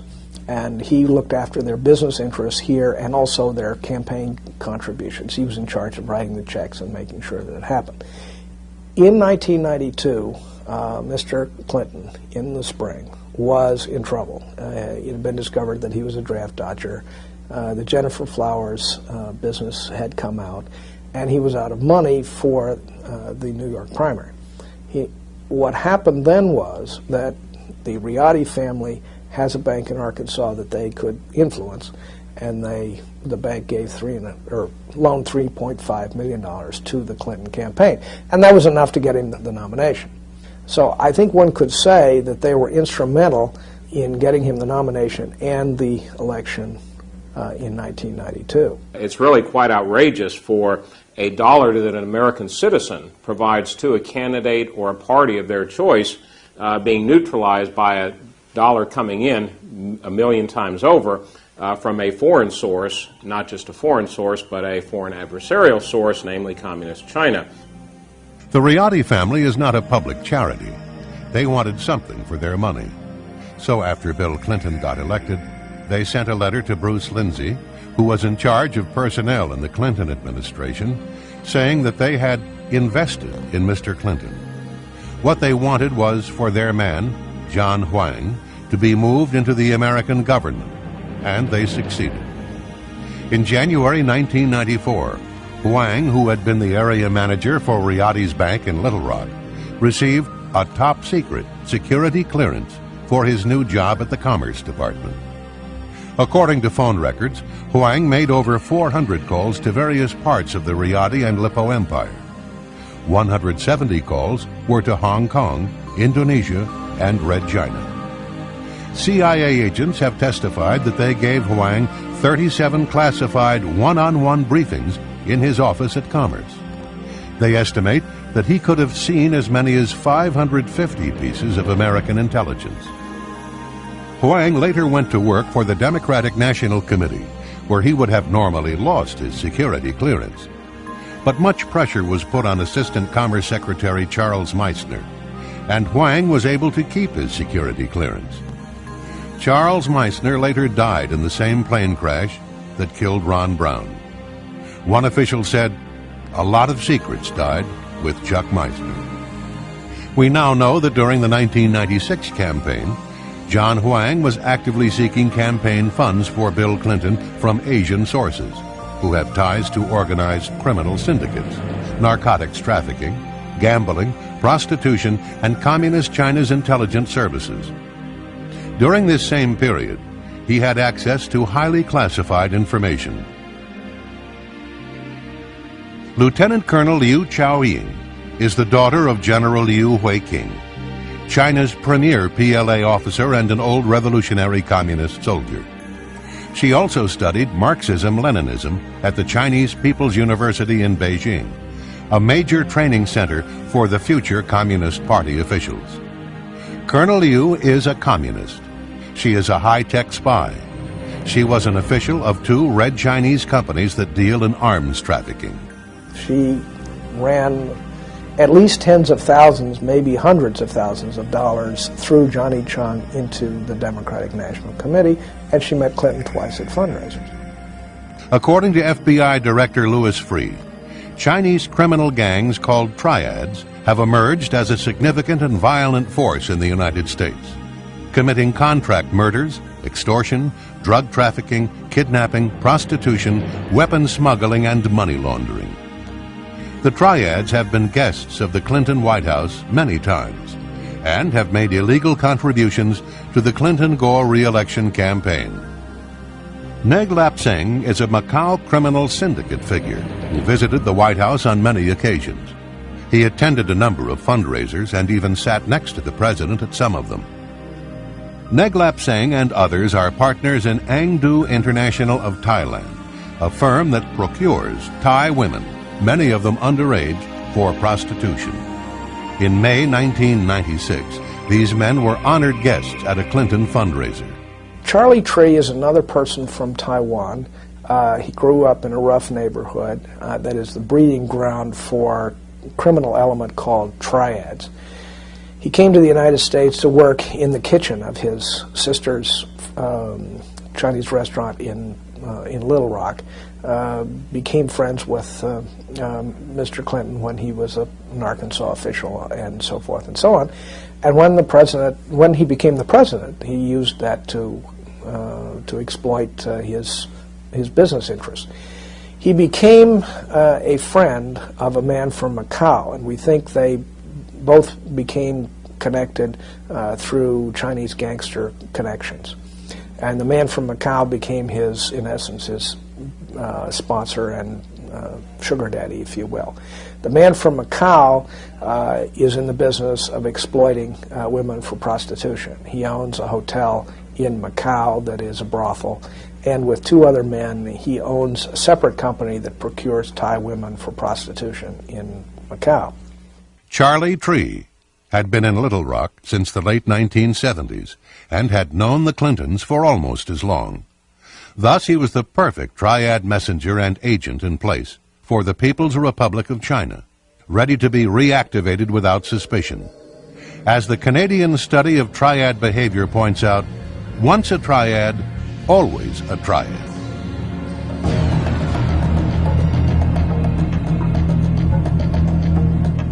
For the past 50 years, the United States has guaranteed Taiwan's independence against Communist China's threat of forcible reunification.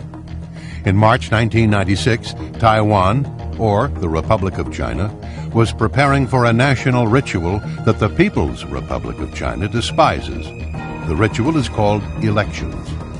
When Taiwan's elections proceeded on schedule, the People's Liberation Army launched several of its intermediate-range ballistic missiles by firing them into the Pacific just off the north and south ends of the island. Clinton then sent battle groups from the 7th Fleet, including its 2 largest aircraft carriers, the Independence and the Nimitz, into the Taiwan Straits. This time, Clinton did the right thing. After this incident, 2 things happened. First, a top Chinese official in Beijing intimated to the U.S. Embassy that an attack against Los Angeles would be in the prospects if the United States interfered in Communist China's campaign of intimidation against Taiwan. But the Red Chinese government also tried a second channel. They sent Charlie Tree carrying a letter and a bag of money. On the morning of March 21st, 1996, Tree dropped off several $100,000 to the President and the First Lady's favorite charity, the Presidential Legal Defense Trust. On the same day, Tree also delivered to the White House a letter about the situation in Taiwan. Excerpts from the letter are as follows. Once the hard parties of the Chinese military inclined to grasp U.S. involvement as foreign intervention, is U.S. ready to face such challenge? It is highly possible for China to launch real war. I hope the President will carefully consider these issues and make the decisions that are beneficial to the U.S., China, and Taiwan altogether. President Clinton's reply letter read, "The redeployment of the Independents and the Nimitz was intended as a signal to both Taiwan and the PRC that the United States was concerned about maintaining stability in the Taiwan Strait region. It was not intended as a threat to the PRC." This letter was a complete sellout of Taiwan. Clinton, in effect, was saying that his administration would no longer be prepared to deter Beijing from any menacing actions it may take toward Taiwan. Bill Clinton had caved in the face of pressure from Beijing, by a letter that was not delivered through public or diplomatic channels, but by a man whose previous experience was a member of a notorious triad gang, a fry cook from a Chinese restaurant in Little Rock, who was under indictment for violating election laws.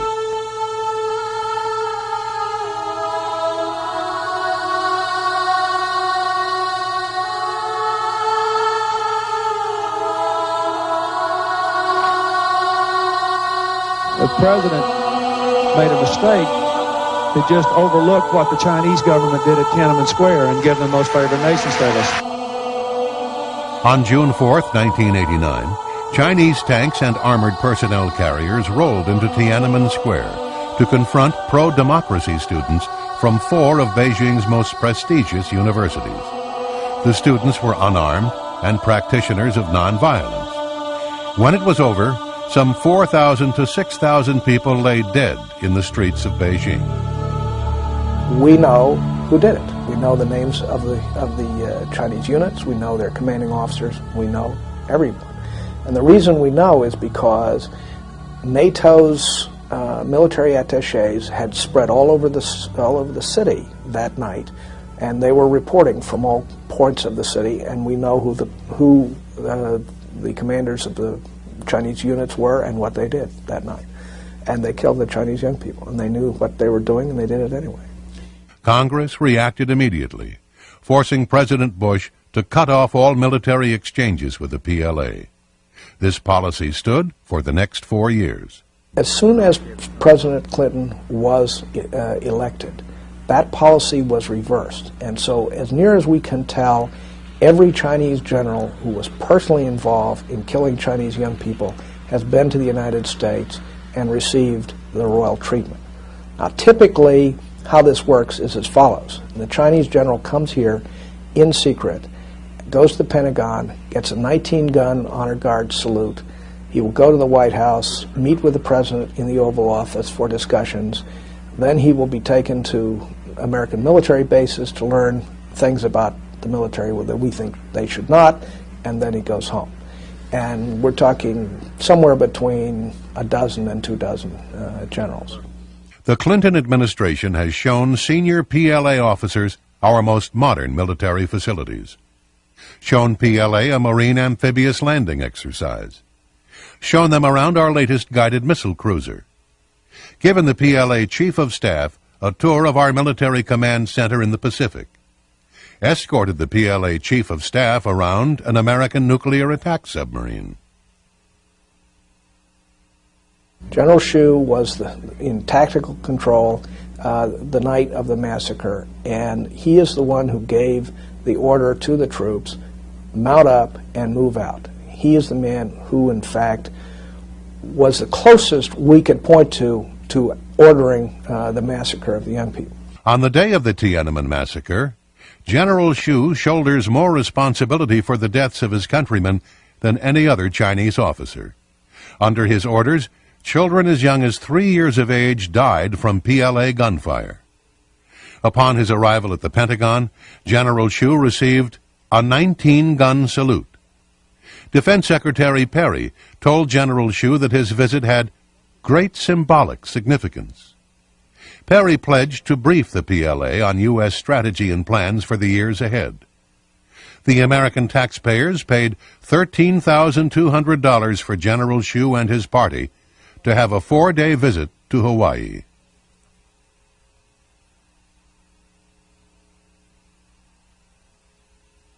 The China Ocean Shipping Company, otherwise known as COSCO, is a merchant marine that is essentially a naval arm of the People's Liberation Army. It is also a major arms supplier to dictators and to terrorists.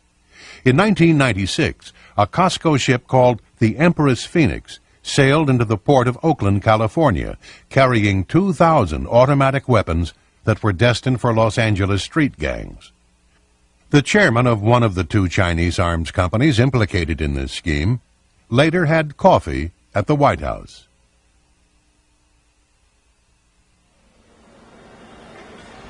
The naval station in Long Beach, California closed in 1991, but it did not remain unoccupied. A Marine Reserve training center that had been destroyed by an earthquake was allowed space there.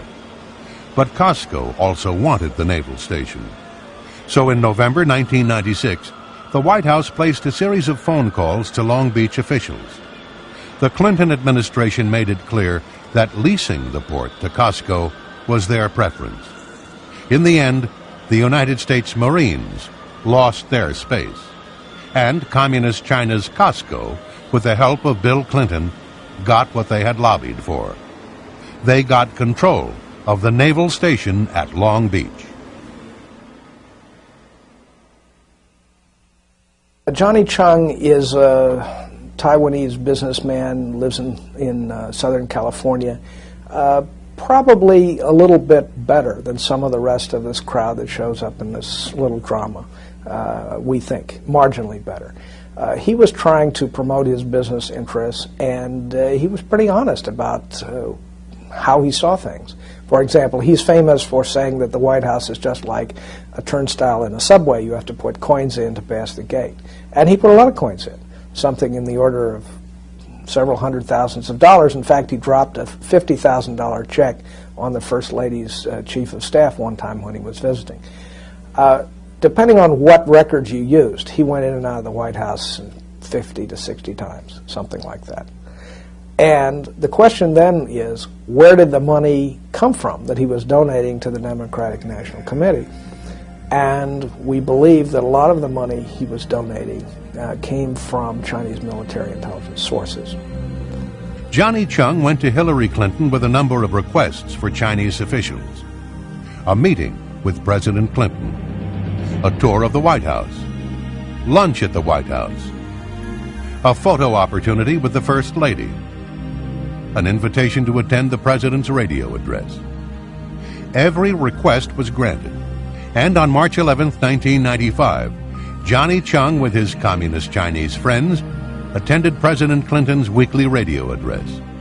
It all fell into place after Chung handed a check for $50,000 made out to the DNC, the Democratic National Committee, to Hillary's chief of staff, Maggie Williams, following a March 9th photo opportunity with the First Lady.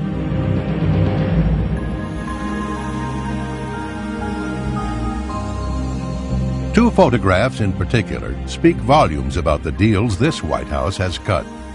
The first shows President Clinton and the First Lady with Macau criminal syndicate figure Neglep Seng. The second photo was taken at the Sai Lai Buddhist Temple and shows Vice President Gore with Ted Sioing. It's important to recall that both men are in the business of exploiting Asian women for prostitution. Many of these women are underage and are sold into slavery by their poverty-stricken families. Often they are encouraged to develop narcotic habits in order to keep them dependent. Who would have guessed that Bill Clinton and Al Gore would literally sit down to dinner with these men in exchange for millions of dollars in illegal donations, much of the money coming from their prostitution rings? The evidence clearly establishes that important technology, missile technology, computer technology, and probably in the near future, nuclear technology has been and will be made available to the government of Communist China. This will have, I believe, and already has begun to have very serious, devastating consequences for us and perhaps some of our allies. For example, the Communist Chinese Long March rocket, which never marched very long because it kept blowing up. Their decoupling systems were inadequate. Their guidance systems were inadequate.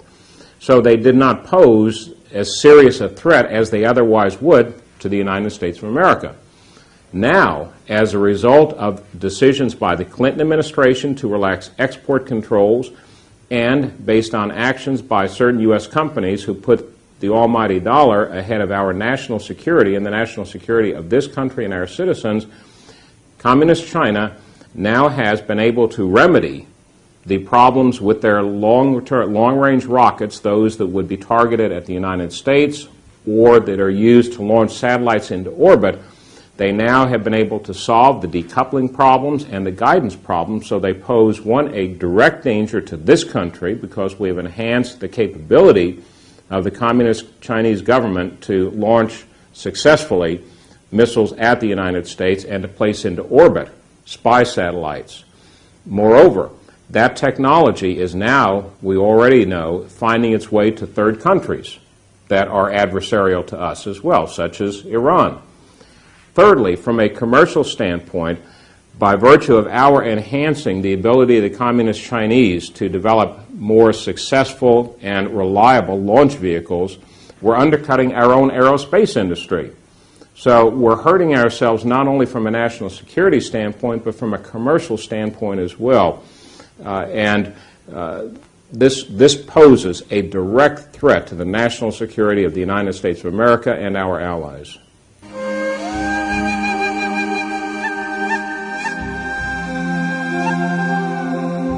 The following are a few of the many casualties of those having knowledge or involvement in one or more of the Clinton scandals.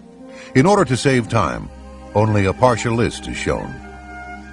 July 1978, Susan Coleman allegedly became pregnant after having an affair with Clinton, a problem which threatened to disrupt Clinton's election bid. She committed suicide by shooting herself in the back of the head. August 1991. Danny Casoloro was a reporter who investigated various scandals in Arkansas, including Clinton's Arkansas Development and Finance Authority and MENA. He had warned his family that his life was in danger, and if he were found dead of an apparent accident or suicide, not to believe it. Casoloro was found dead in a bathtub in a West Virginia hotel room with his wrist slit. His death was ruled a suicide. July 1992. C. Victor Racer II was a national finance co-chairman of Clinton's presidential campaign, who died in a plane crash near Anchorage, Alaska. With his inside knowledge of the Clinton administration, he allegedly had become disillusioned by what he had seen and thus became a potential liability. His son Montgomery also died in the same crash. Herschel Friday was a member of Victor Racer's campaign finance committee. Although he was a top-notch pilot, he died a year and a half later when his plane crashed and exploded as it approached the runway. His death was ruled an accident. September 1992, Paul Tully, Democratic National Committee political director, was a friend and trusted advisor of Clinton's. He was found dead due to unknown causes in his hotel room. December 1992, Paula Gober was a speech interpreter and had traveled with Clinton extensively from 1978 until her death. She died in a car accident. December 1992, Jim Wilhite was an associate of Mac McClarty's former firm. He had called McClarty just hours before dying in a skiing accident.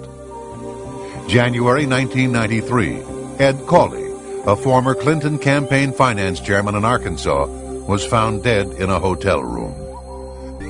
May 1993, John Wilson, a Washington, D.C. city councilman, had decided to come forward with inside knowledge he possessed regarding Whitewater.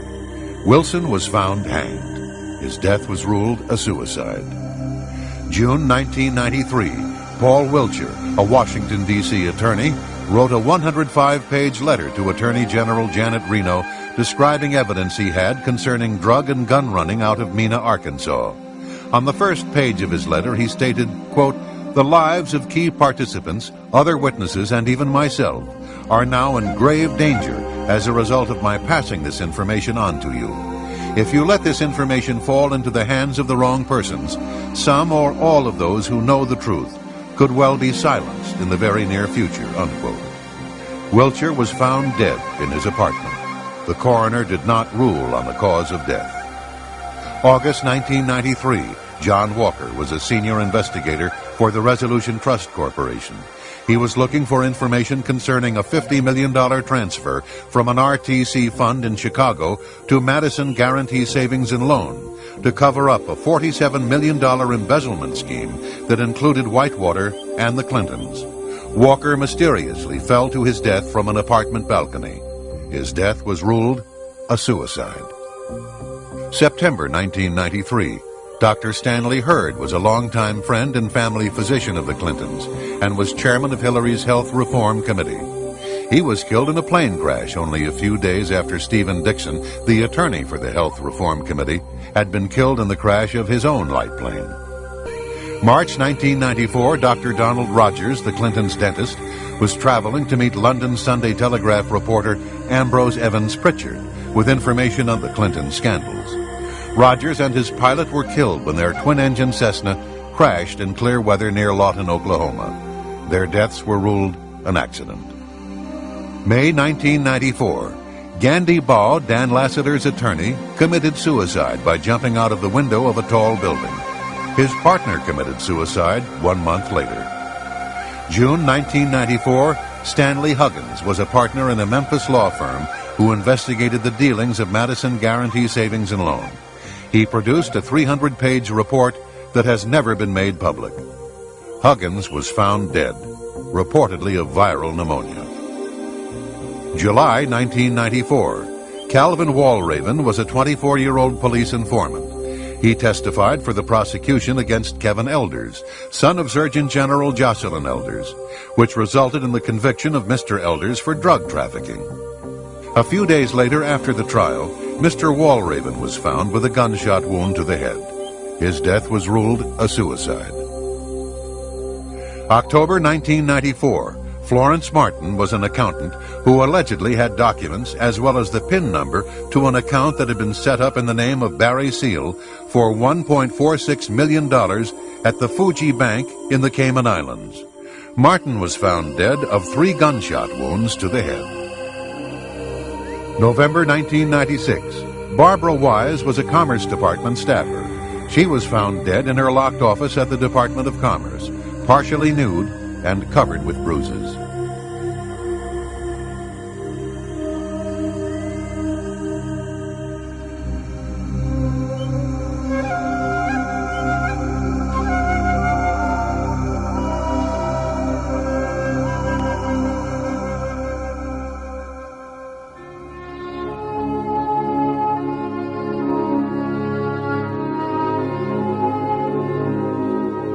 In their scramble to secure and maintain power, Bill Clinton and Al Gore have left a legacy of corruption, making unscrupulous bargains for campaign cash, selling out our national security, losing our nation's technical edge, catering to red Chinese agents, arms smugglers, and gangsters, and enabling the People's Republic of China intelligence to penetrate our political and defense establishments.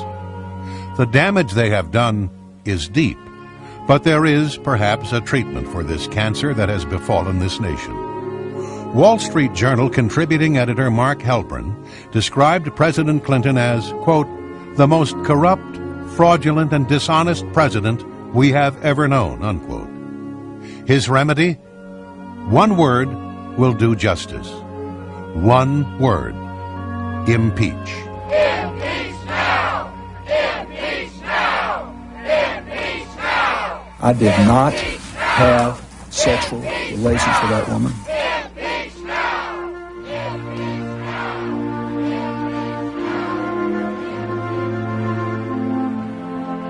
The United States Constitution, Article 2, Section 4, lists the following as impeachable offenses: treason, bribery, and other high crimes and misdemeanors.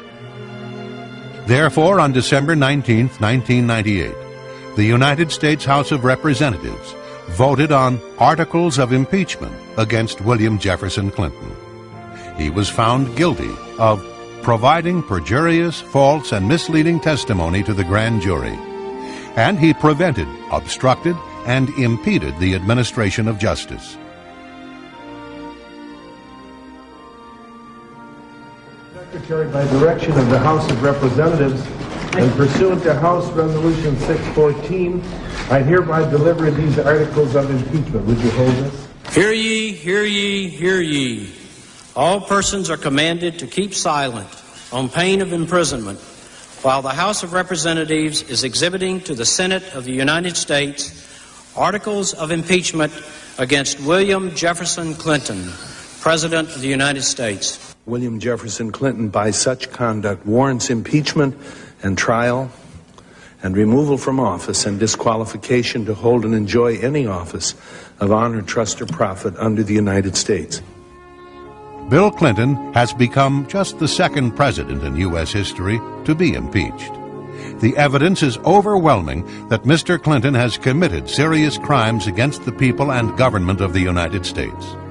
Crimes such as accepting bribes from such shady figures as the Red Chinese military, organized crime kingpins, and internationally wanted thieves in exchange for U.S. governmental support for their schemes.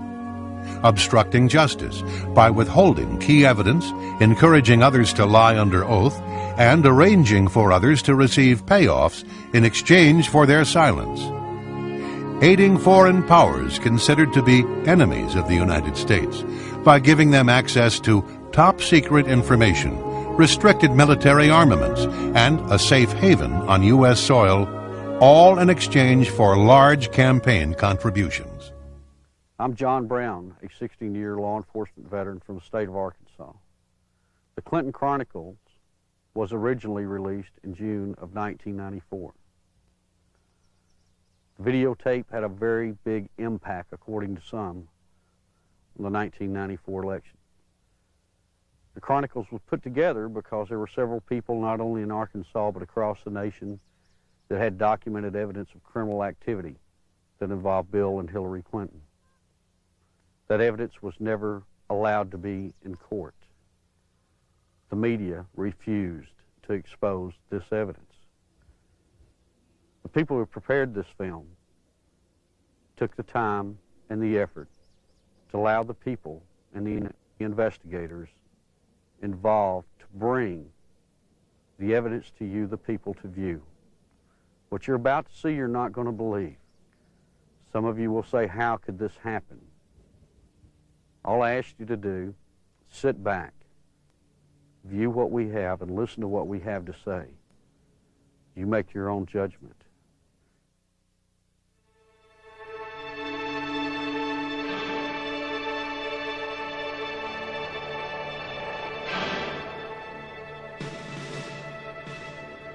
On January 20th, 1993, William Jefferson Clinton became the 42nd President of the United States. At the time, most Americans were not aware of the extent of Clinton's criminal background, nor were they aware of the media blackout, which kept this information from the public. As State Attorney General and later Governor, Bill Clinton in 12 years achieved absolute control over the political, legal, and financial systems of Arkansas. As president, he would attempt to do the same with the nation by bringing members of his inner circle with him to Washington. The hijacking of America was underway, and its impact on future generations would be incalculable.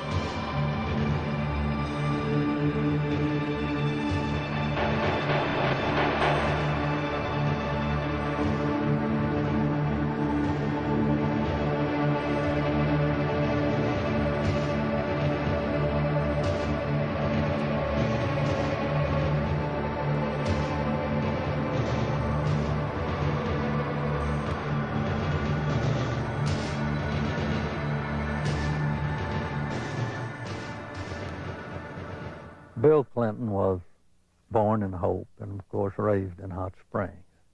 They had open bawdy houses over there at the time, and they had open gambling at the time.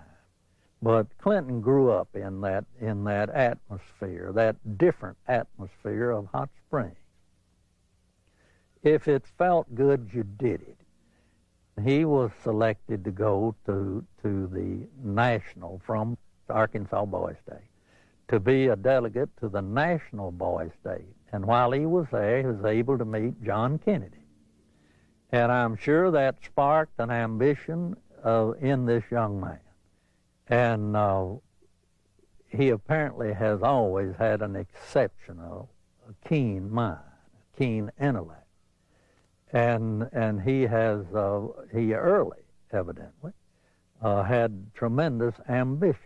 He was gifted in so many ways. The truth is, he's one of the most charming men that I've ever met in my life. He has more energy than any 10 people I've ever known.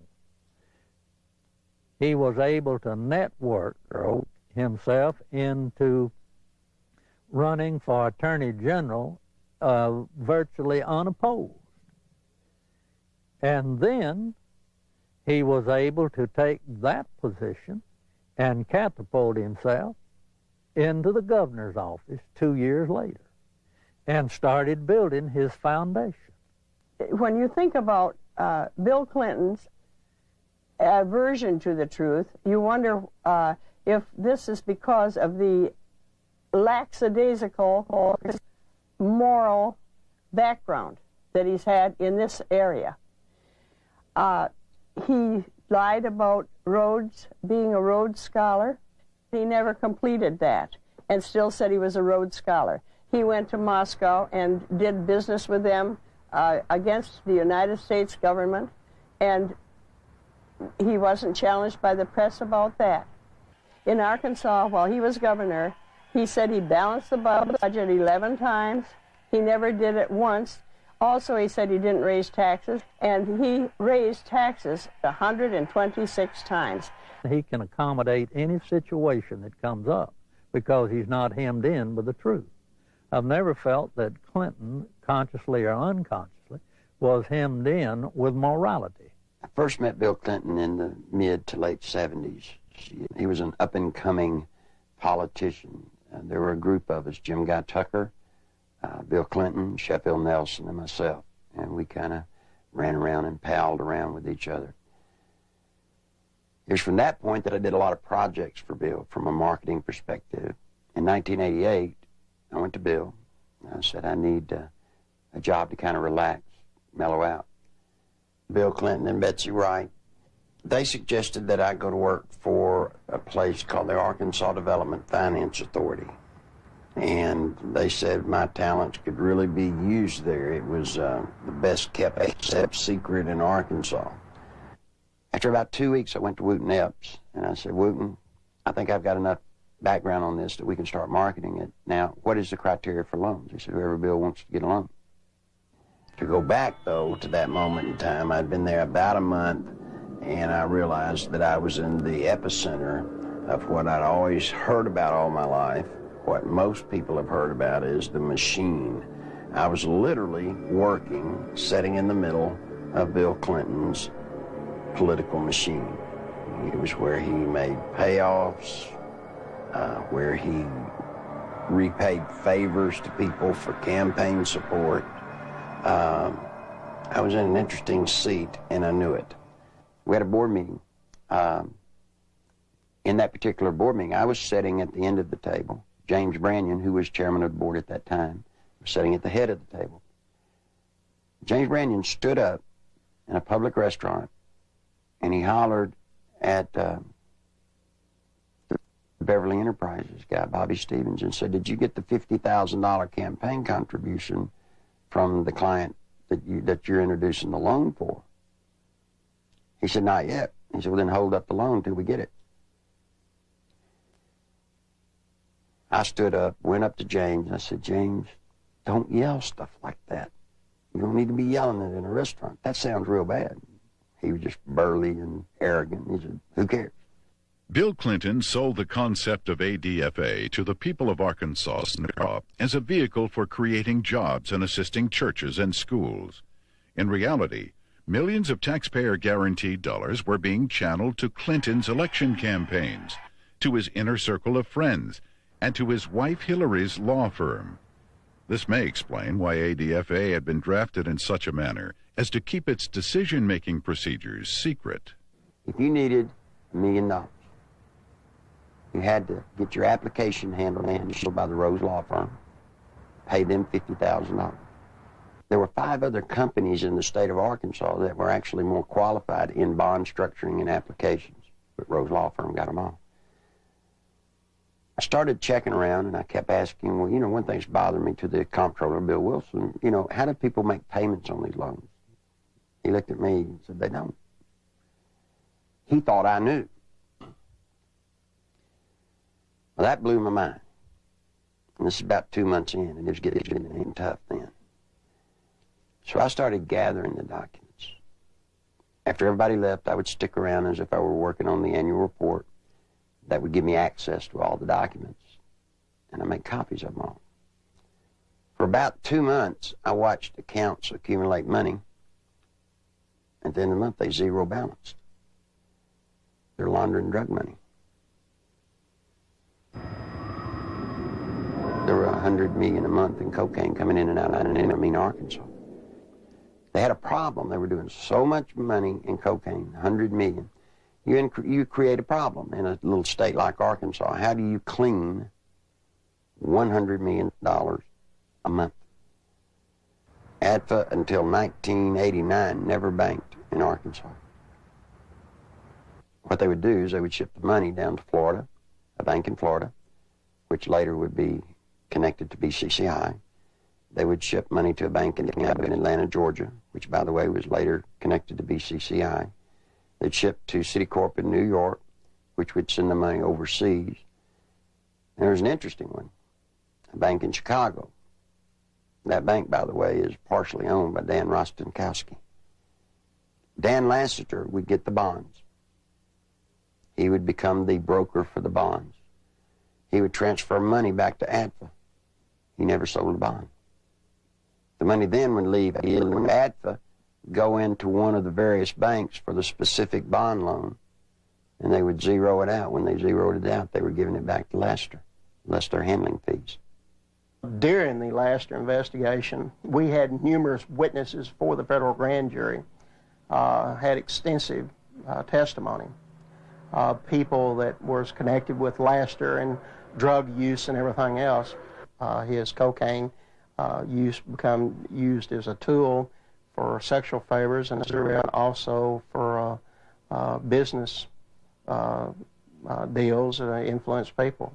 And that's when Mr. Lassiter became quite flamboyant with his cocaine use, and then ultimately led to his arrest and conviction.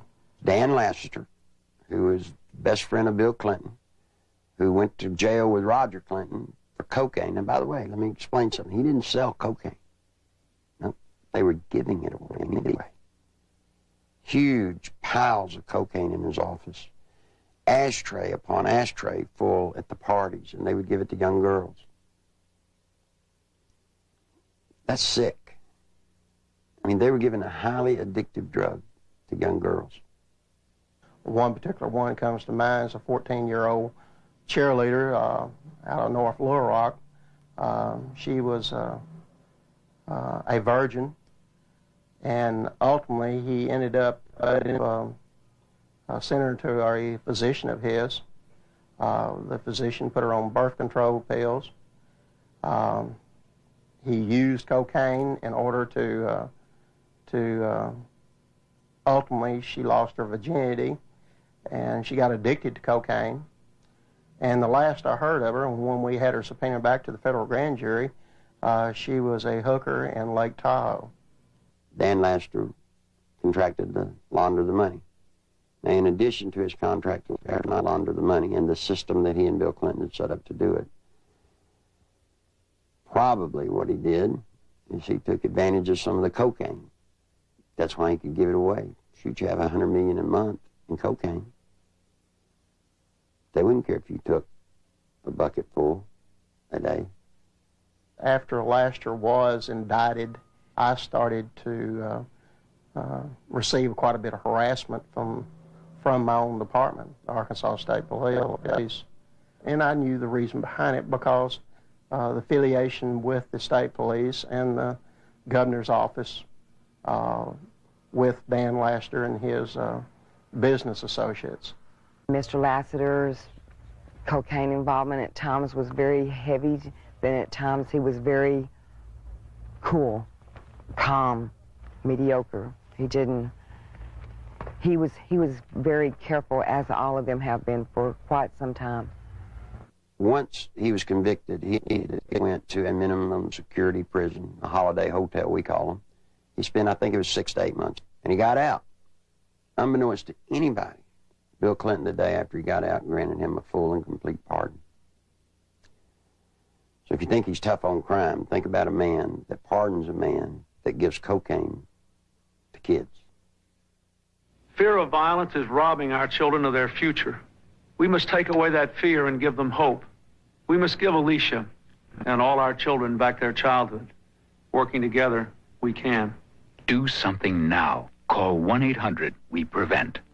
Your president, the President of the United States, not only was a part of a system that was laundering millions of cocaine dollars,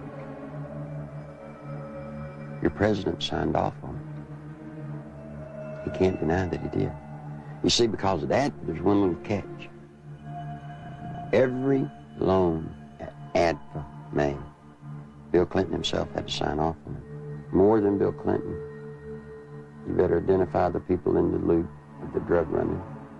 You better identify the people in the loop for money laundering.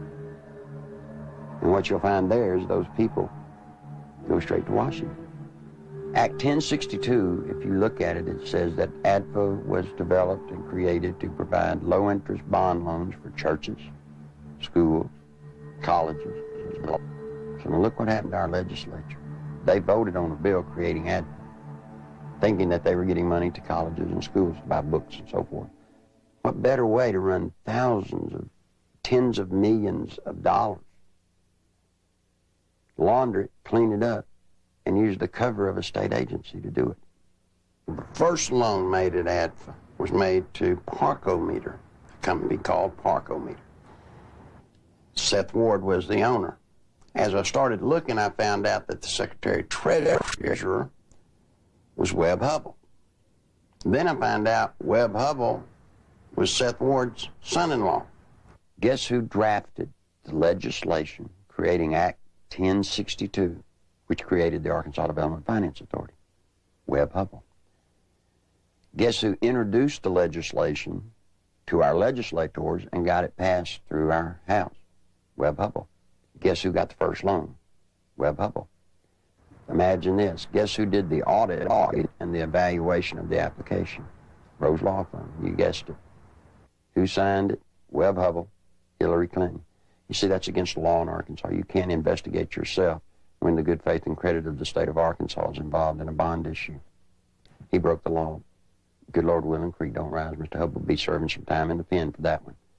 Ironically, Webb Hubbell, a senior partner at the Rose Law Firm, was chairman of the Conflicts of Interest Committee at Rose. In 1988, he successfully advanced the Ethics in Government Act, which required Arkansas legislators to report governmental conflicts of interest.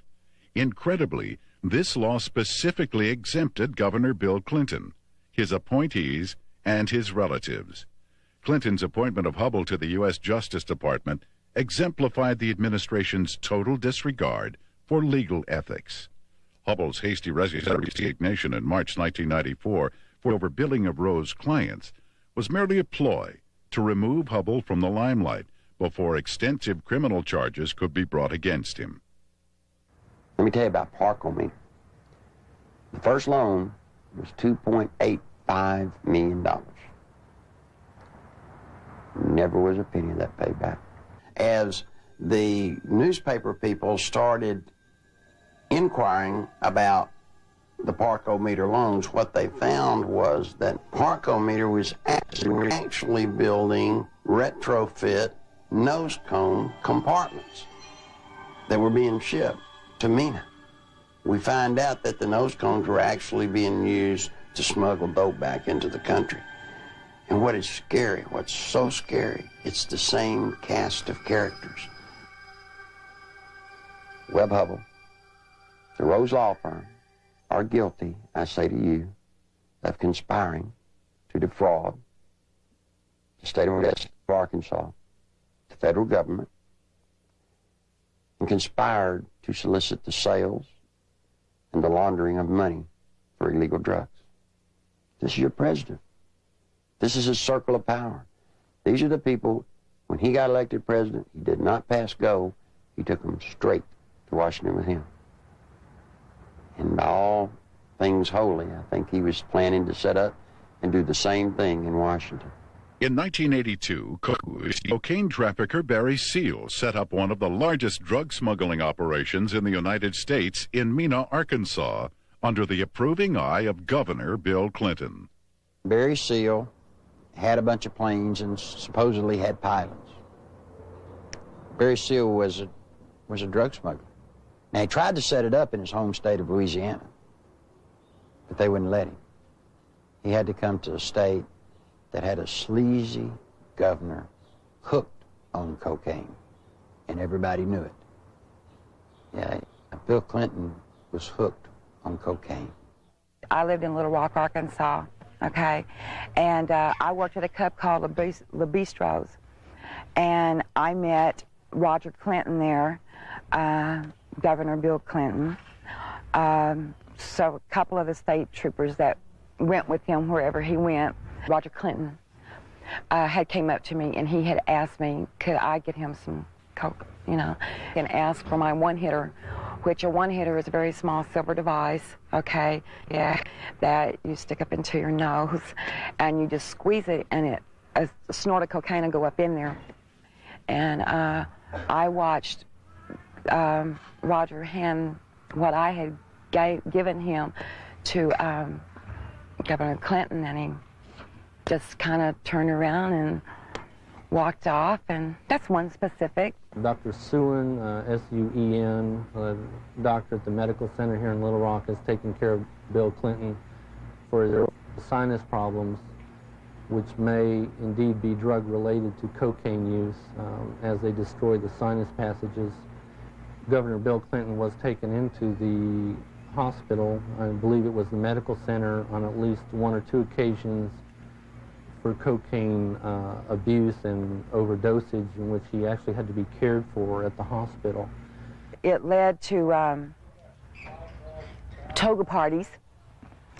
And if you're not sure on what a toga party is, I've had to clarify this in the past.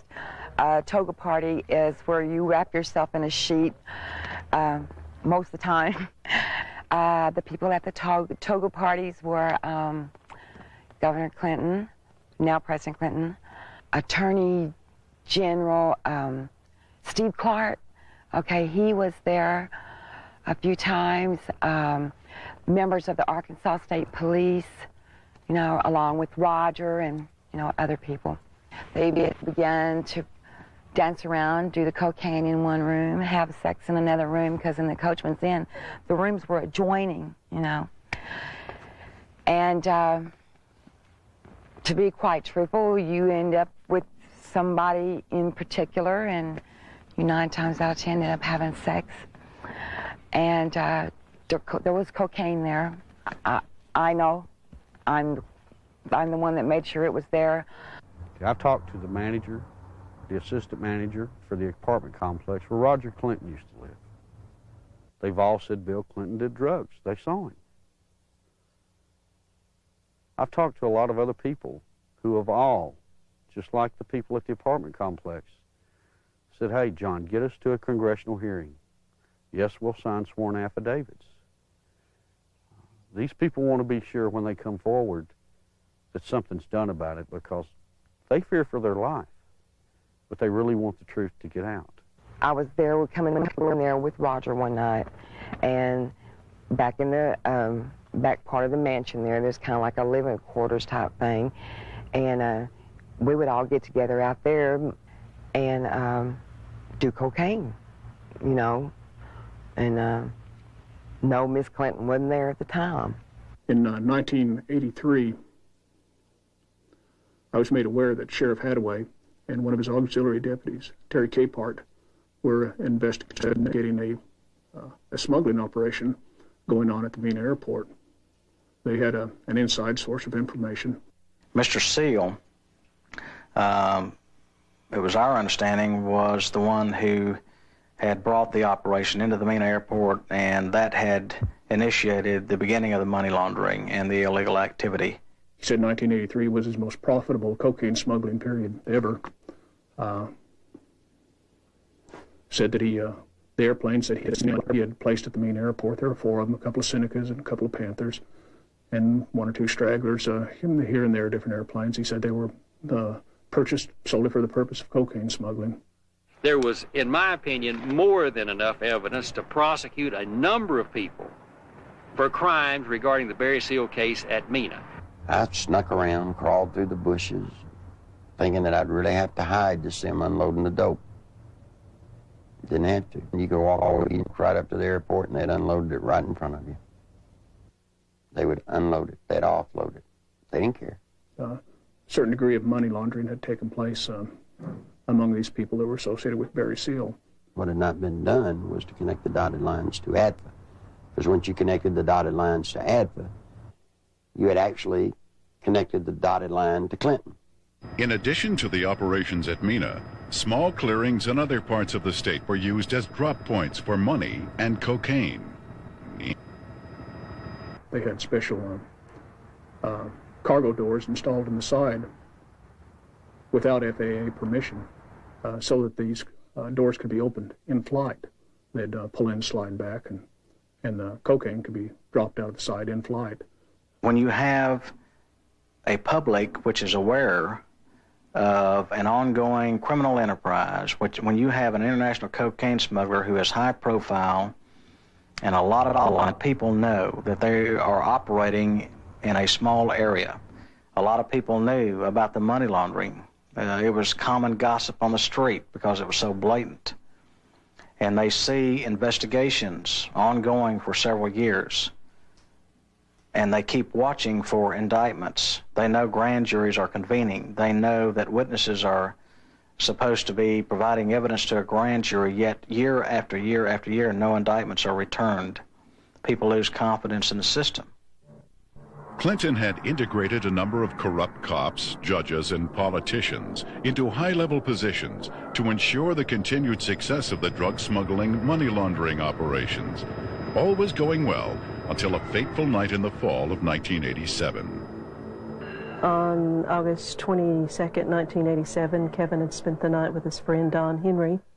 They left Don's home around 12:30 or 1:45 on the 23rd of August in early morning hours, and the next thing we knew, they had been run over by a train. There seems to be a small airstrip in the area. There have been sightings and reports of small airplanes flying very low with lights off in the area. I believe they saw something they shouldn't have seen. 3 weeks later, their deaths were ruled accidental by the state medical examiner, Fahmy Malek, and we disagreed with that ruling because we thought the evidence pointed to homicide. At that point, we had a lot of questions and no answers, and the facts didn't add up to what he was telling us, so we decided to get a second opinion and met with resistance from all fronts, both with our local law enforcement, with the state crime lab, with everybody that we turned to.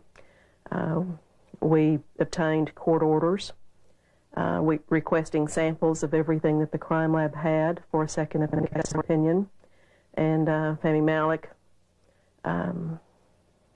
resisted court orders. He refused to obey them.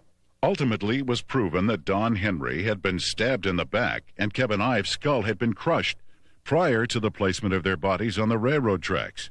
However, Malik stood by his ruling that the boys had simply fallen asleep on the tracks. Malik had been kept in office at the insistence of Governor Clinton for a number of years, despite vigorous public outcry to have him removed. As long as Malik's rulings pleased the governor's office or state police, they were left to stand, no matter how implausible. Malik's obvious lack of medical knowledge reached a pinnacle when he ruled that James Milam, who had been decapitated, had died of natural causes. Yet Clinton, who had the power to remove Malik from office, insisted he stay. There were allegations of tampering with evidence in murder cases. There were allegations of perjury in different cases. It didn't seem to matter what Malik did. Clinton protected him. He made excuses such as he's overworked, he's just stressed out, he's underpaid. They gave him a $14,000 raise, which was an insult to my family as well as a lot of others in the state who to this day are struggling with asinine rulings and the deaths of children and other loved ones. I was outraged that protecting a political crony of Clinton's was more important than the fact that 2 young boys had been murdered. Dan Harmon was just a local attorney in the town of Benton, Arkansas. And after Don Henry and Kevin Ives were killed and their bodies placed on the tracks and run over by a train, he approached Linda Ives and the Henry family about trying to help them. He's a manipulator. Gives a great closing argument in court. He's been trained for years to play the game. He knows how to do it. He's very good at it. Mr. Harmon can win your confidence and make you think he's the greatest guy in the world. He did that to Linda Ives. He helped lead them down a path that absolutely led to nowhere on this case. I got involved in the case, and immediately Harmon tried to discredit me without even knowing me. Couldn't figure it out. I run across a young lady named Charlene Wilson who told a horror story that I didn't really believe at the time. So I started searching for evidence to substantiate just part of what she had said. Harmon went ballistic. Called, he threatened me, threatened Sheriff Pridgeon, threatened Captain Gene Donham, the chief deputy. All because I talked to this one woman. The people at the track that night, to my knowledge, were Dan Harmon, Keith McCaskill, Larry Rochelle. I do know that the boys were watching the drop site, okay? And they got curious as to what was being dropped there. The fact is, we know who killed these kids. The whole reason this case has been slowed down, stopped, wherever we're at. They can't do anything with it as long as Clinton's in office, because it tracks right back to Bill Clinton being involved in the cover-up. He took care of everybody that ever covered anything up in this case. Yes, everybody got promoted. A number of people approached the police with information about Don and Kevin's murders and consequently were murdered themselves. Shortly before Keith McCaskill was murdered, he knew that he was fixing to be murdered. He told his family goodbye, he told his friends goodbye. The night of elections in 1988, he took 2 pennies out of his pocket and threw them on the bar there at the wagon wheel and said, if Jim Steed loses this election, my life isn't worth 2 cents. And he was murdered that night. Jeff Rhodes was a young man from Benton who was murdered in 1989. Shortly before his death, he made a phone call to his dad in Texas and told him he needed to get out of Benton, Arkansas, that he felt he knew too much about the boys on the railroad tracks and the death of Keith McCaskill. A couple of weeks later, Jeff was found dead. He'd been shot in the head. They'd attempted to cut off his head and hands and feet, set him on fire in a dump. A total of 6 people with information about the boys' murders were eventually murdered as well. Well, Jean Duffy was the head of the 7th Judicial District Drug Task Force. She was leading a team of narcotics investigators into a drug trail in Saline County that led her right straight to Dan Harmon. This information she shared with the 1990 Federal OCDETF Fed team that was investigating and targeting corruption and drugs in Saline County in central Arkansas. From her involvement in that, she was literally threatened, forced to leave the state of Arkansas and go into hiding. I had no idea just how dangerous certain elected officials thought me to be until a brutal media campaign was launched against me. For months, there were daily allegations of everything from misspending funds to ordering illegal arrests. Every attempt was made to keep me from running the drug task force. We were even shut down completely for several weeks during a bogus state police investigation. In spite of crippling disruptions, the task force was making significant discoveries about drug trafficking in central Arkansas, some of which led to the very people who were conducting the massive media crusade against me. We discovered that drug trafficking in Arkansas was linked to government officials in frightening proportions. A great number of people came to me with testimony about astonishing criminal activity of very high-level public officials. Many were willing to testify before the federal grand jury. Robert Govar and Chuck Banks were the U.S. attorneys for the District of Arkansas at that time.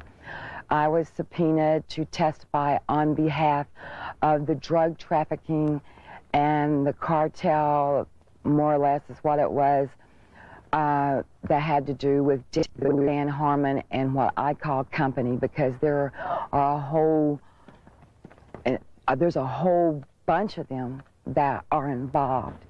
I was asked quite in depth about the drug trafficking that went on with Dan Harmon, Mr. Clinton, Roger Clinton. Although there was an abundance of evidence and word kept reaching me from members of the grand jury that they were ready to indict, no indictments came.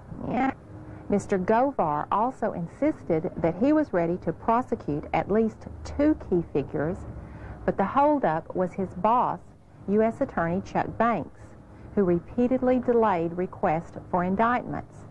Harmon had paid a visit to Chuck Banks, the U.S. District Attorney, who was in charge of that district. It's recorded, he signed in.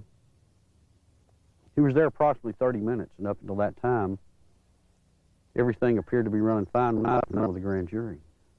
Then, in November, Banks removed Govar from the case, and I was fired from the task force. From this point, the ordeal turned really ugly. In January 1991, one of the key targets of Govar's investigation, Dan Harmon, took office as the 7th Judicial District Prosecutor. Harmon immediately called a state grand jury to investigate the allegations against me. To avoid being jailed in Hot Spring County, which would have put me in serious danger, I left the state. In the meantime, Banks, who had taken over the federal investigation, attempted to give the appearance of carrying the investigation forward while systematically destroying it. He harassed witnesses, suppressed evidence, and finally announced in February of 1991 that the investigation had disclosed no credible witnesses or evidence against any public official. I received a phone call, and they told me that I had made a very big mistake. And I was assured by the U.S. Attorney's Office that my name, that my testimony, that my statements, that the people that were on that witness list would never, ever be revealed. Well, ha, you know. Someone in the U.S. Attorney's Office had given Mr. Harmon a list of the effective witnesses, you know. Some of them witnesses over a period of time have came up dead and or missing or have never been heard of again. That don't give you a very good feeling. I'm scared of these people. I'm very scared of them. Guess who arrested her? Dan Harmon. The very guy that she says turned her on to drugs now has her arrested. Dan Harmon, he walked to me, handed me what was supposed to be a search warrant, and he said, bitch, excuse me for saying that, I told you, if you ever brought my name up or brought anything up about the past dealings that we've had, that I'd take you down. He said, you're going to prison. I'm going to put you in prison. He did. I'm here. I mean, I've watched second, third offense people walk around with probation on top of probation on top of probation. Not this lady. First time she's been arrested for drugs. They allege that they found in her home. She gets 30 years. Sure, everybody ought to be able to see through this. This is a man that told Linda Ives for years, we're going to get to the bottom of your son's death. Yet when I start making progress, it looks like the people I talk to starts getting time in the penitentiary. Linda says it's business as usual in Saline County, justice as usual in Arkansas. There aren't any words in the English language that can describe how it makes you feel as a parent or as a citizen of Arkansas to see what our officials are capable of doing. You know, I think we were just kind of naive, common, ordinary people. Got up and went to work every day and came home and went to bed and assumed that everybody else did the same thing and tried to do what was right. And I think Kevin's death has been the rudest awakening that anybody could ever have to see what really goes on. I can provide information that has tentacles to Governor Clinton's administration.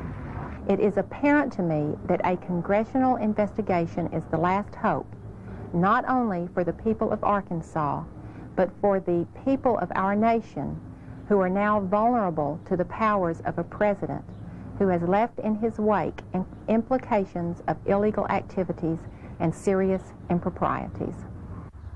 Meanwhile, Welch and Duncan's investigation into the operation at Mina was about to derail. We'd been so busy investigating, just concentrating, focusing, that it took a while to register that nothing was going to happen. We could not understand what was happening. Neither Mr. Welch nor I were ever subpoenaed to testify before the grand jury and present massive amounts of evidence of wrongdoing, by associates of Barry Seal. No indictments were ever returned against any of the individuals, and I can tell you there was extensive evidence. There definitely was some suppression of evidence and definitely a cover-up of an investigation, and somebody should be held accountable as to why that happened. Not one major cocaine bust was ever made in Arkansas out of Mina, Arkansas. Now imagine that. And 10 years nearly in its running. Never one truckload ever got caught. During the 1992 Attorney General's race in Arkansas, a member of Clinton's staff had approached Winston Bryant and had asked him to stay away from the Mina affair or the Mina matter.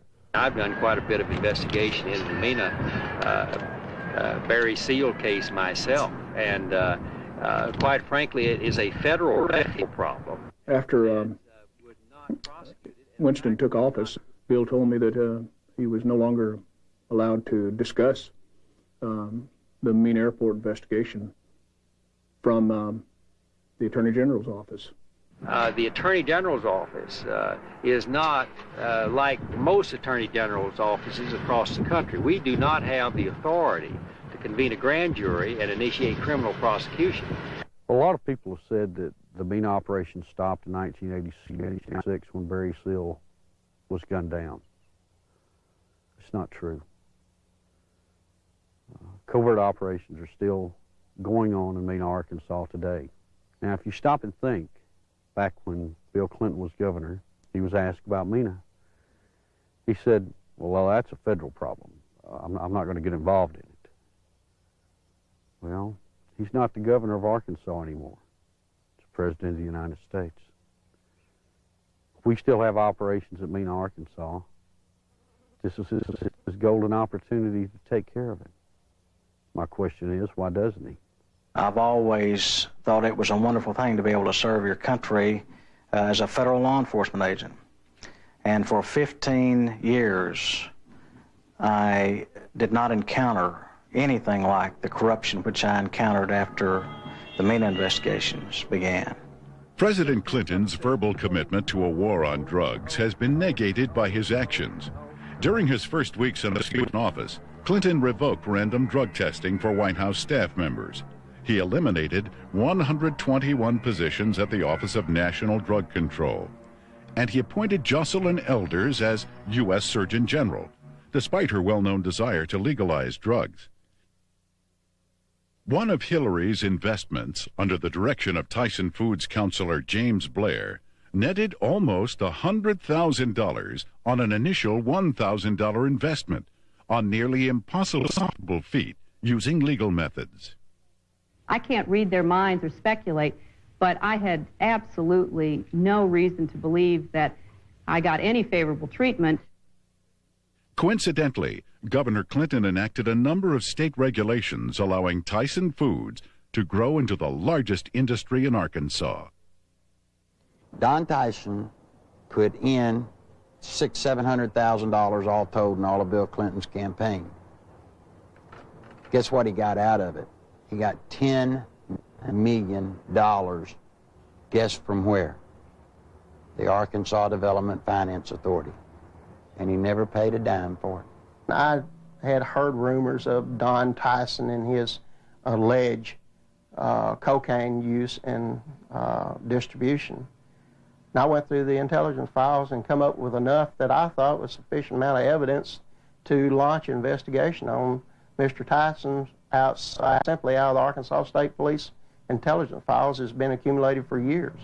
A great deal of criminal investigation files were surfacing with Don Tyson's name mentioned in there as being involved with some drug and narcotics trafficking activities. So I interviewed some of the investigators who worked on the Tyson case. Most of them felt that Tyson should have been indicted, but the investigations were always sabotaged, oftentimes from within. One particular undercover narc agent told me that another criminal investigator in that department named Doug Fogley was furnishing Don Tyson with photographs of the undercover narcotics agents that were working on his case. Donald Smaltz was actually hired to look into the allegations that Tyson had given bribes to different people, specifically to the Secretary of Agriculture, Mike Espy. And what came out of that investigation was very remarkable. Drug abuse, drug distribution, money laundering, even murder for hire. Now, Smaltz collected all this stuff. He compiled it, he put it in proper order. Then he approached Janet Reno and said, look, you know, I need to broaden my investigation. I'm finding more here than just simple payoffs. What do you think happened? Well, by now, most of you already know. He was turned down. Just exactly what we expected to happen happened. I mean, Tyson already hired lobbyists, attorneys, who all approached Congress trying to get everybody to stop Smaltz. Why is it in this country today that if you got a little money, you walk away? Why is it you can create the pressure to stop investigations? And I promise you, Janet Reno has stopped this one. You look at these and you wonder, how could this happen? You know, how does someone elude prosecution with reams of investigative reports. How does it get stopped? Some say it's Bill Clinton. Don Tyson was in the middle of the cocaine just like Bill Clinton, just like Dan Lester, just like Roger Clinton, and all the others. So you see, all of this incest, and all of this drug running, all of the trafficking of drugs, sending them all over the nation, came out of Little Mena, Arkansas, right under the nose of little Governor Billy Clinton.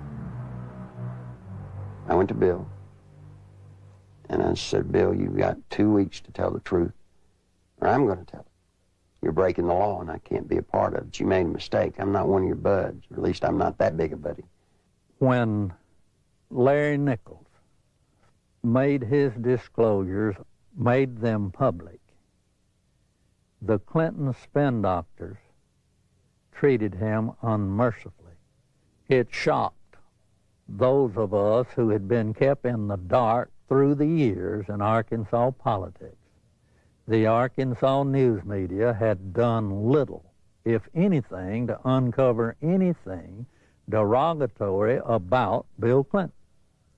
And for these disclosures to come out of the blue was so shocking that the spin doctors attacked the messenger rather than tried to answer the charges that Nichols had made. And they did such an efficient job that it caused me and others to look with less than favor on Larry Nichols as an individual, because all we knew about him was what they were telling and the press was printing. One of the neatest things about Bill Clinton is how he handles the media.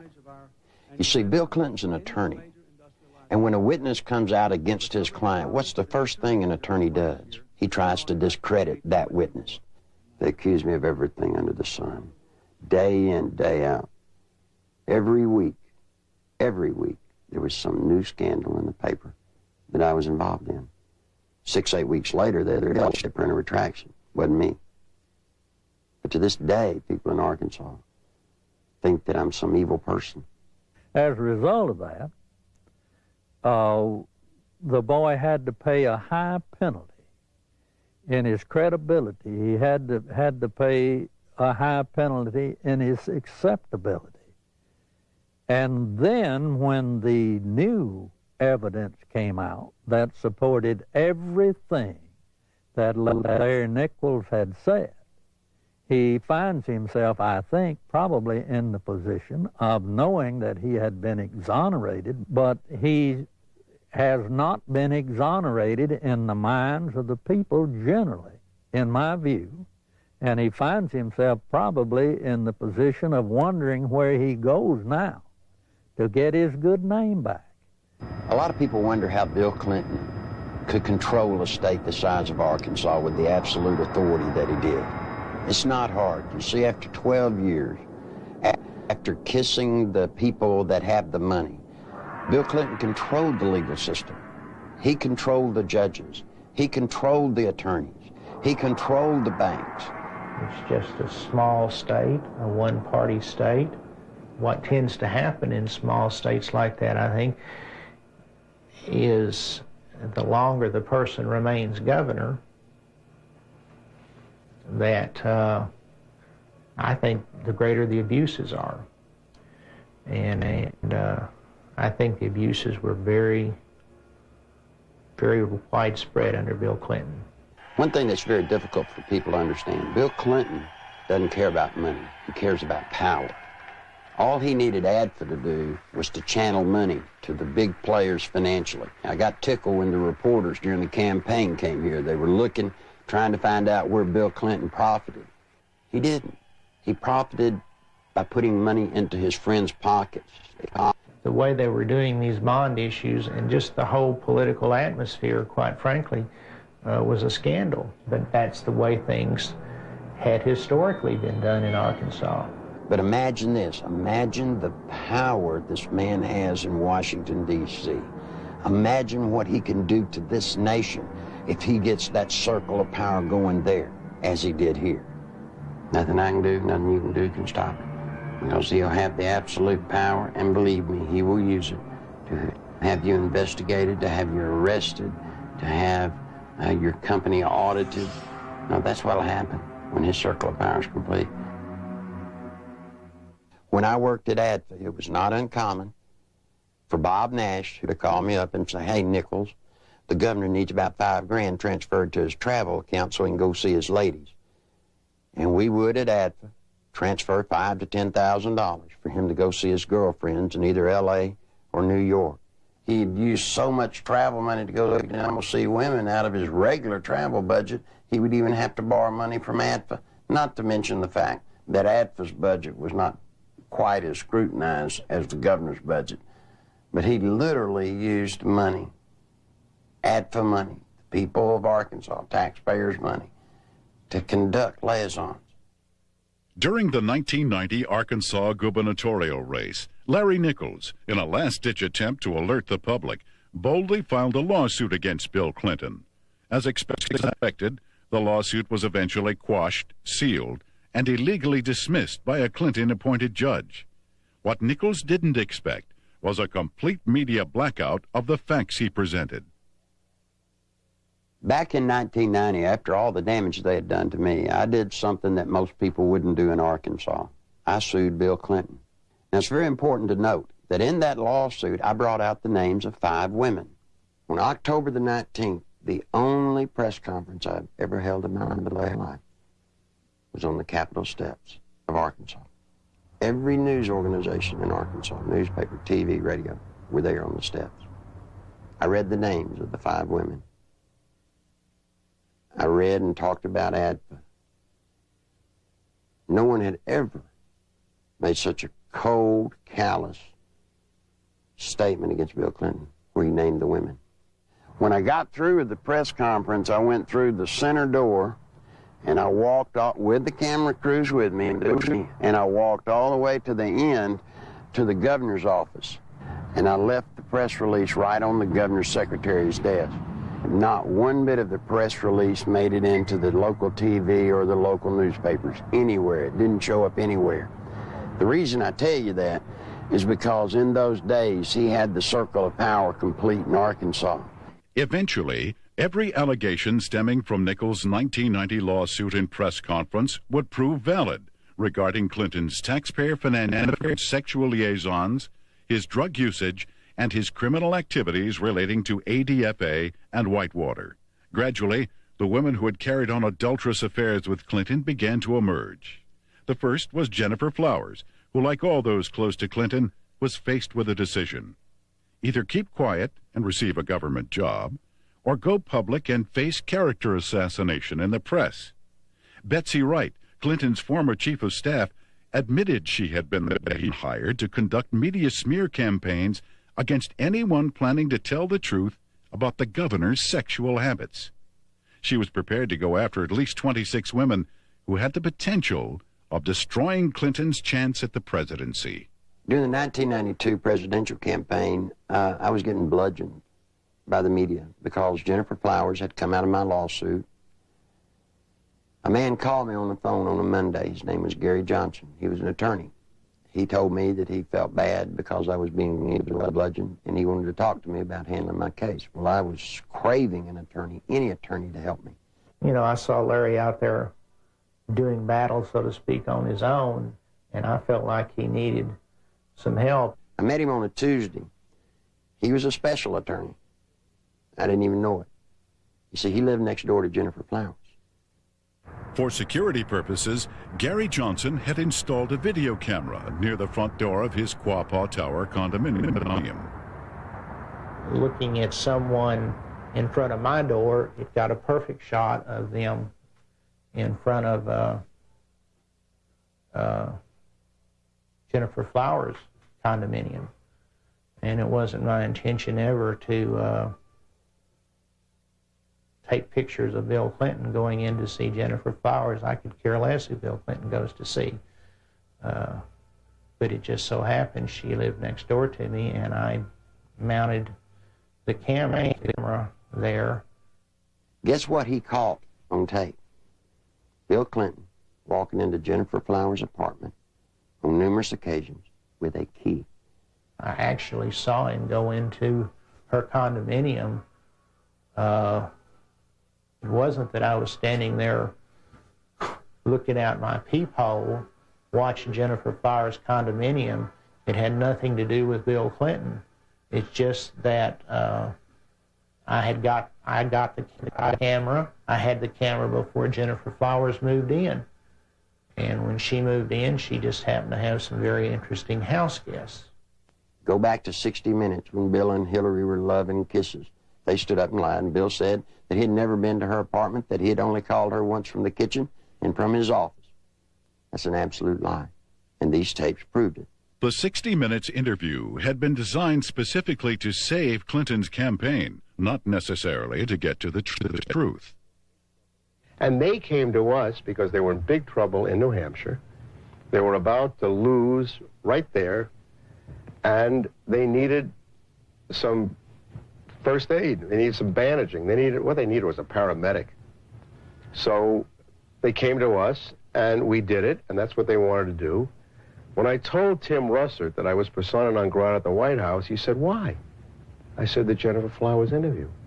He said, "You got him the nomination." I said, "I know that."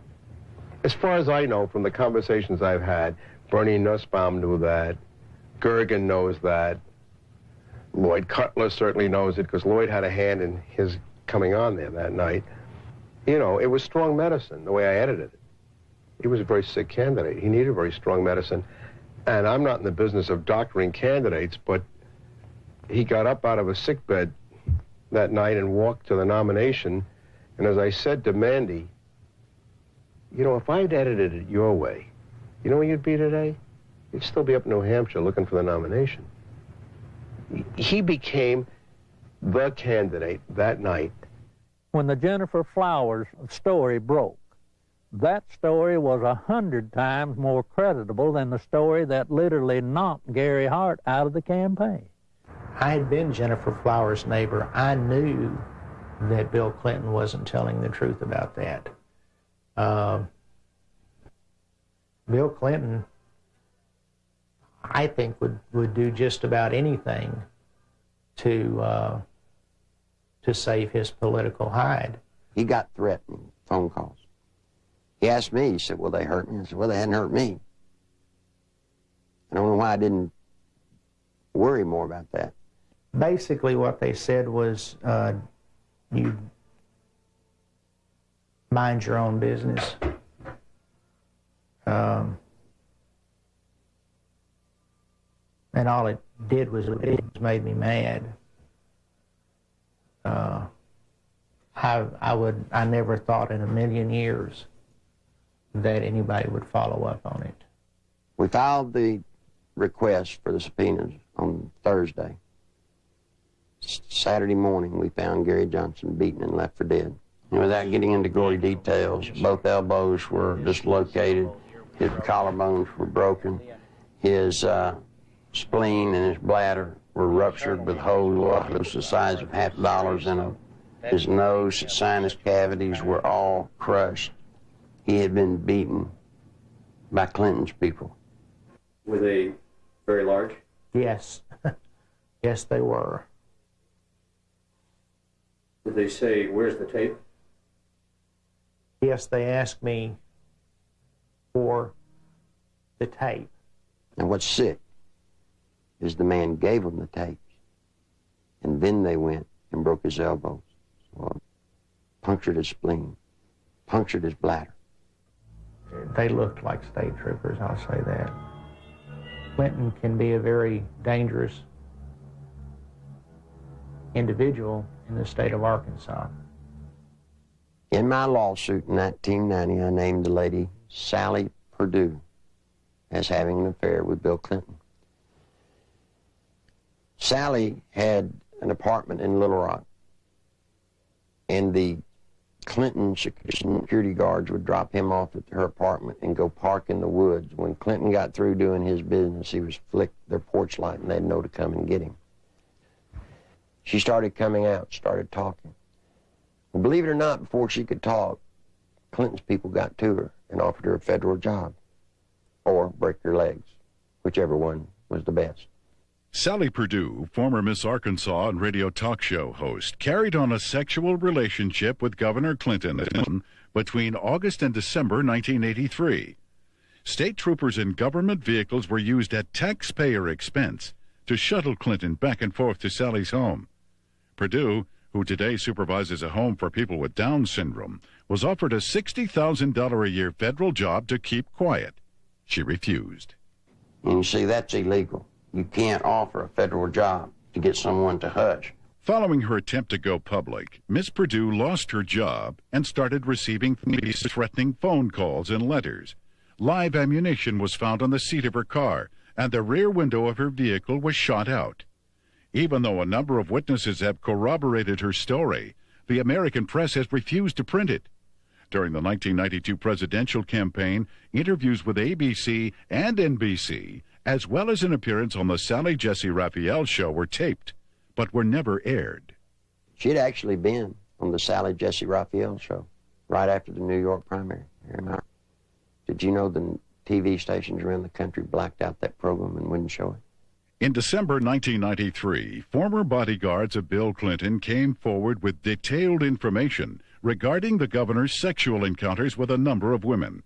Larry Patterson and Roger Perry, both veteran Arkansas troopers, boldly spoke on the record. Two other troopers who initially spoke off the record were later identified as Danny Ferguson and Ronnie Anderson. In April 1994, a fifth trooper, L.D. Brown, came forward and corroborated their stories, adding that Clinton's sexual partners numbered over 100 during the period he was employed by the governor. The trooper's official duties included approaching women to obtain their phone numbers for Clinton, driving him to rendezvous points in state vehicles, guarding him during sexual encounters, securing hotel rooms, and lying to Hillary about his whereabouts. Phone logs and other corroborating evidence fully back these reports. I saw on several occasions Bill Clinton engaging in sexual acts while I was either blocking the road or working security at the governor's mansion. I saw them with my own eyes take place. So it's not a rumor, it is firsthand. The entire conversation inside a vehicle in a 2-hour drive from one point to another would be totally about sex and women or jokes. He would actually ask people how they performed oral sex on women in cars. I've been in that conversation. He would ask if you had ever had 2 to 3 women at one time in one bed. Things like this. Bill Clinton was obsessed with that. The first or second time that you're with him and you're alone and you see some attractive woman, he would say, "Hey, Larry, what would you like to do to her?" And, you know, this is the governor of the state of Arkansas.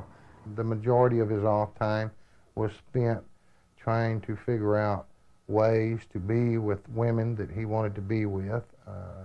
He was more discreet during a campaign year than he was in a routine year as governor, an off year. We were required to work overtime so we could sit outside someplace and block the road, or sit in some driveway, or sit at some, apartment complex while he went in to take care of his female friends. State money was utilized. He had certain troopers that he used for certain women, and Larry Patterson and Danny Ferguson were used for 2 women in particular. He would tell you, "Larry, see the blonde-headed lady in the green outfit? Go get her name and her telephone number for me." He would say, "She has that come hither look." And that was verbiage that he used quite often. And on several occasions I have gone out into the crowd.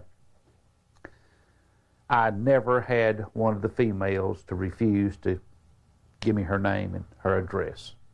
On one occasion, it was a Christmas parade of 1989 in a small town in northeast Arkansas.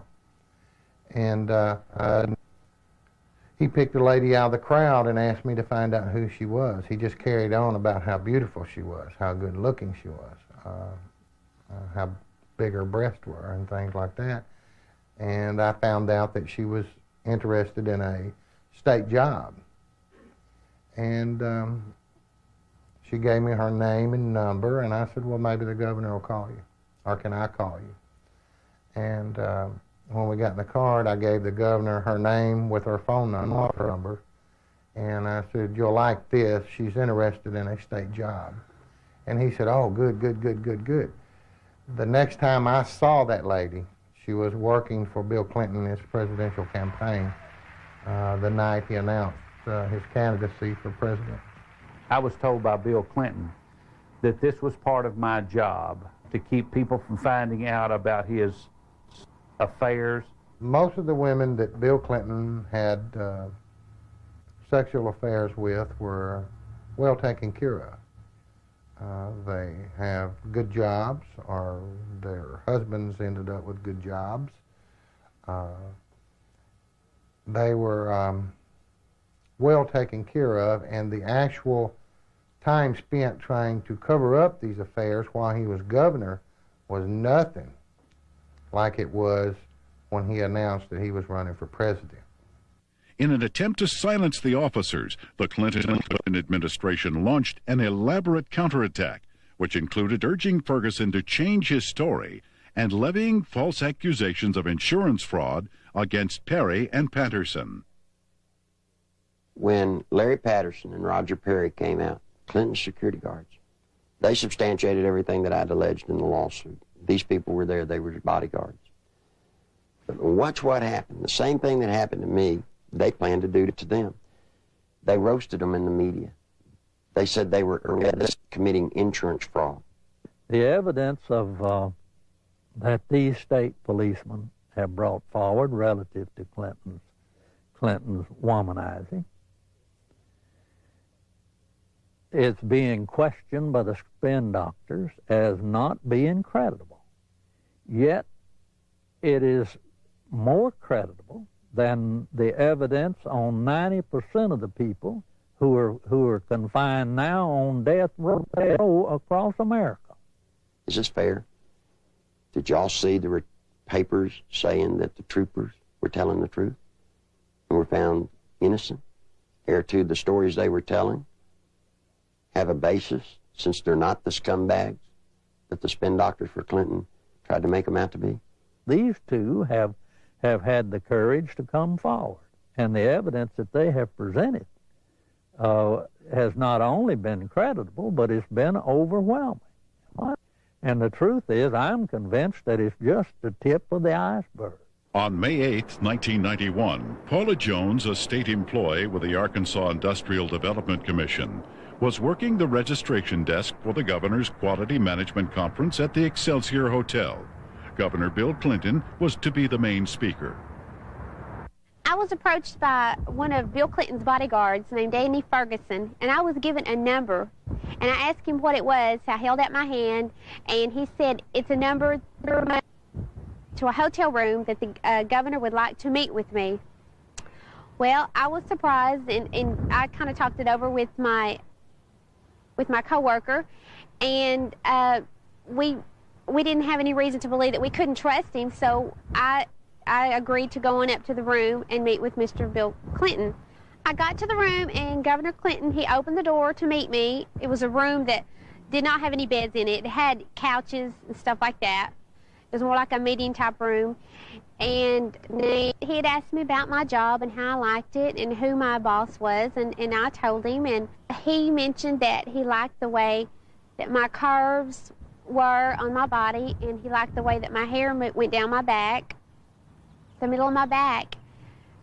And then he tried to lean over, and he started to put his hand up my leg, which it happened so fast, and he tried to kiss me on the neck, and it happened so fast, but he tried to bend over and kiss me on the neck as he was putting his hand up my leg, and I backed off. I said, I don't want to do this, and I said, I think I need to be going. And then he got up before I even knew it and dropped his pants and Bill Clinton asked me to perform oral sex on him, which I declined, and I jumped up and I told him I needed to go immediately. That's when he went to say, if you have any trouble whatsoever, you have Dave Harrington, your boss, contact me immediately. I said, well, I'm leaving, and I started to proceed down the hall to the door, and he followed behind me. He said if we could try to keep this between ourselves. And I went down the elevator, went back to my registration desk, and I told Pam the whole story. I can't understand how somebody can take advantage of somebody like that, and then they have the audacity to drop his pants. I mean, you know.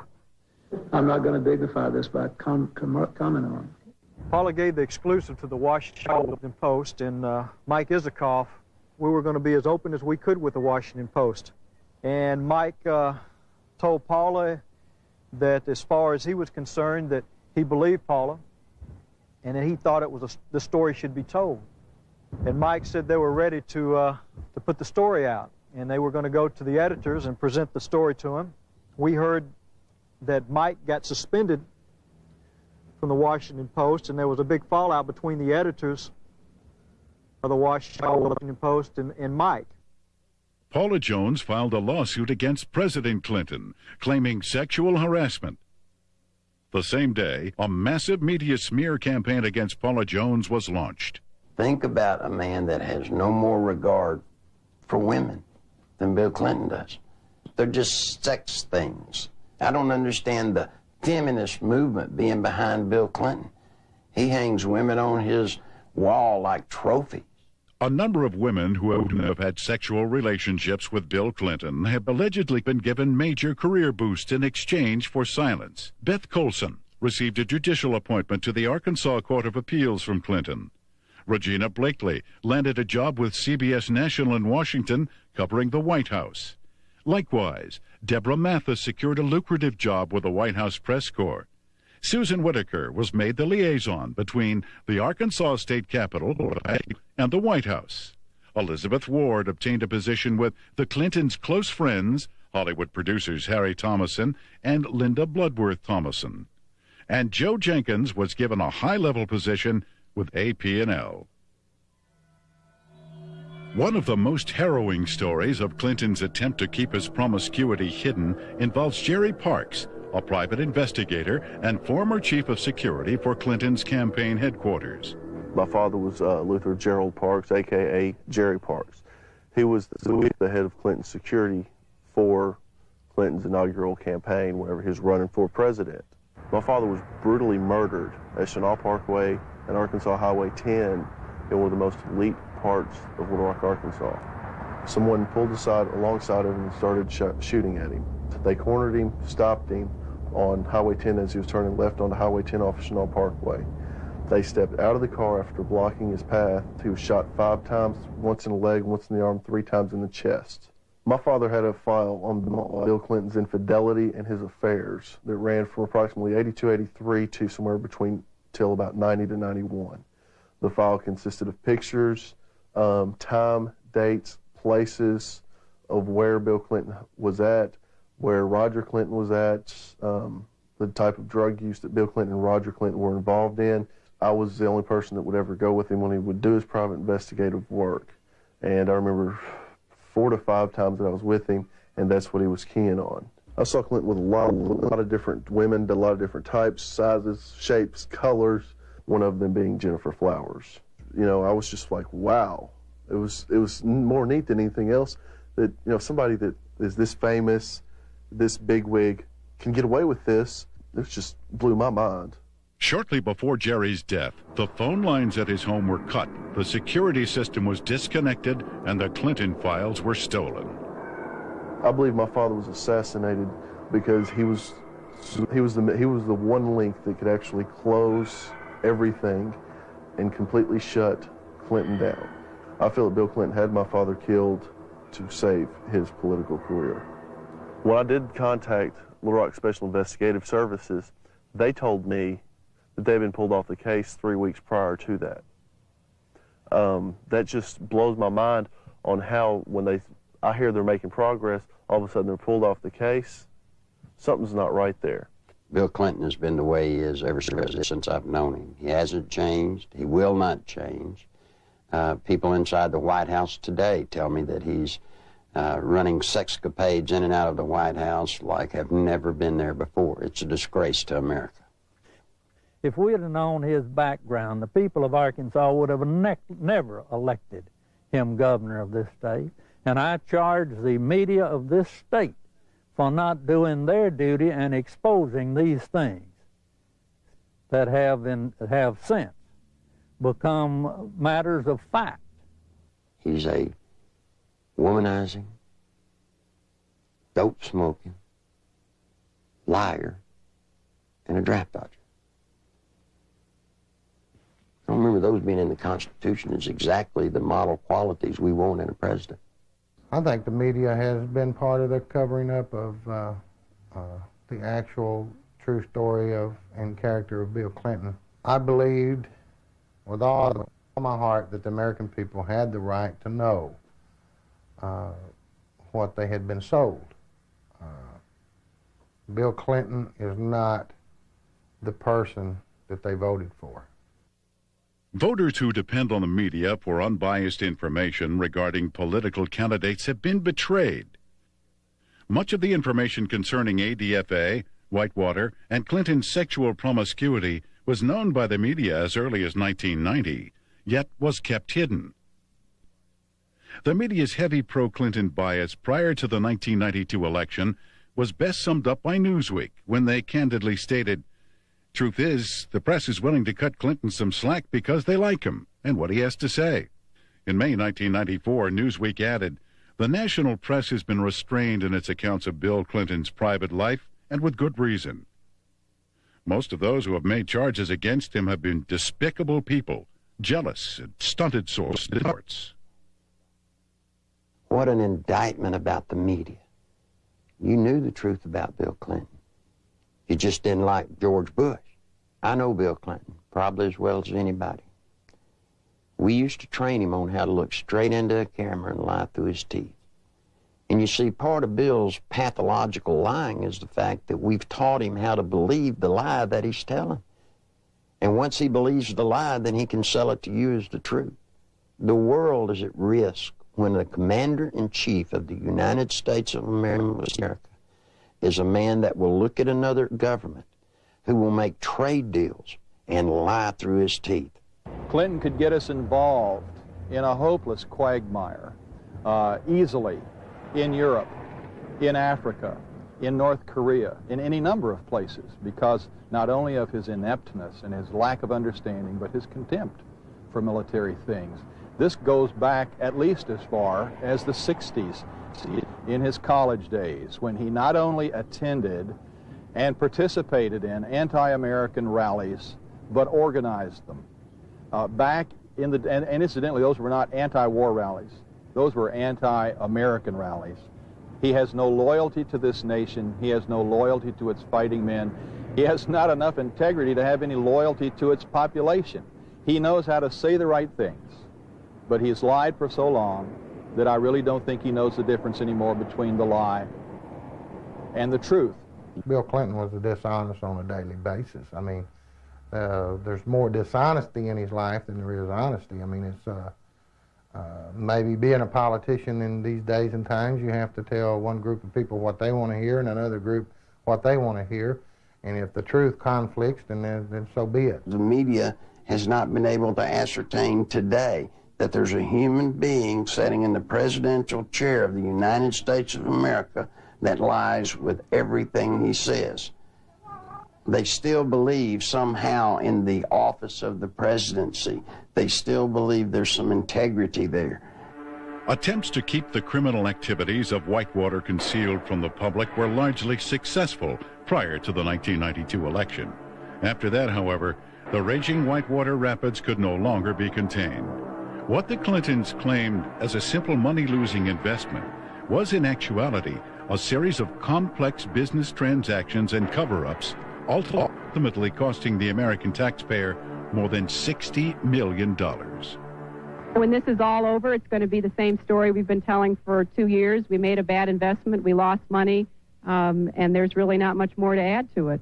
We have enforced higher standards against ethical conflicts than any previous administration. Whitewater may have begun as a legitimate real estate venture, but it came to be used to skim, directly or indirectly, federally insured deposits from an S&L and a small business investment corporation.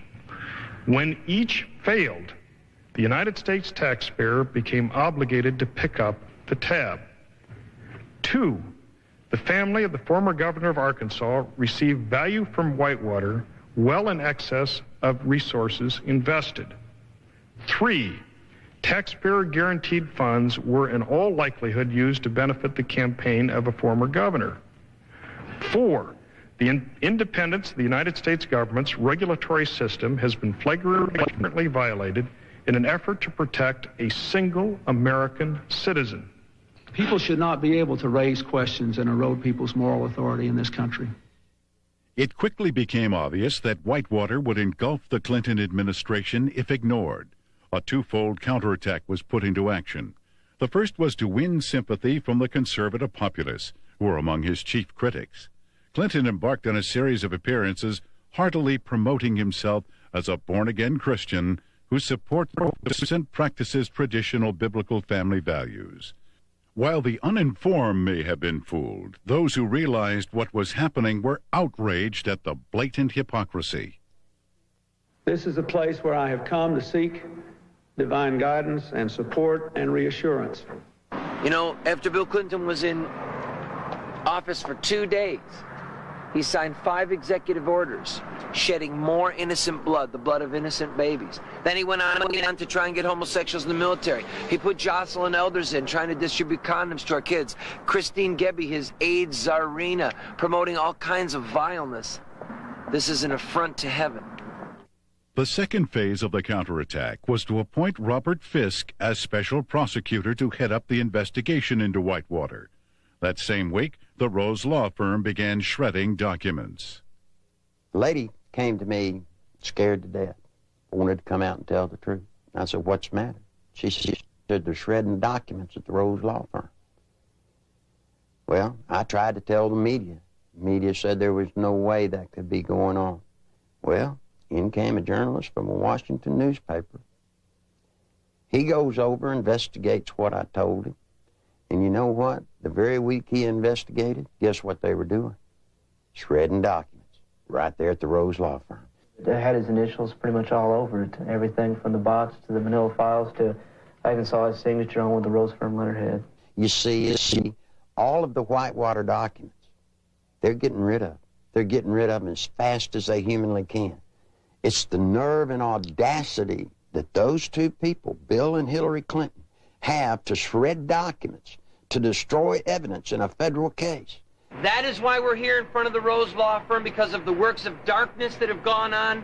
Documents have been shredded here. What else has gone on here? I'm telling you, there are people inside this building that right now they're saying, if they only knew. If they only knew. During that same week, there was also a fire at the Worthen Bank building. Now, this fire was on the 14th floor, and supposedly it was started by a space heater. I want you to look at this footage and tell me if you think it was an accidental fire by a space heater. This is a CPA firm, and the documents that were in this office were important documents relative to Whitewater. If you go back to Arkansas and you look at the Secretary of State's office, anybody that's ever run for office in recorded history, you can find out who their major campaign contributors are since day one, except for one person. Bill Clinton's records at the Secretary of State's office disappeared. You see, they did it then. They'll do it now. All the information pertinent to Whitewater, any notes left by Vince Foster, any personal documents that would lead anywhere to any type of criminal activity, they're just going to be destroyed. Fisk's initial assignment was to quell rumors regarding the alleged suicide of Vince Foster. Foster was a senior partner with Hillary Clinton and Webb Hubbell at the Rose Law Firm prior to his appointment as White House Deputy Counsel. In fact, he was handling the Clintons' personal legal matters while he was in the position of assistant to the president, in violation of a conflict of interest at that time. From the outset, the investigation into the death of Vince Foster has been marred by controversy. At Bill Clinton and Attorney General Janet Reno's insistence, responsibility for the investigation was turned over to the Park Police, even though Foster's death fell within the jurisdiction of the FBI.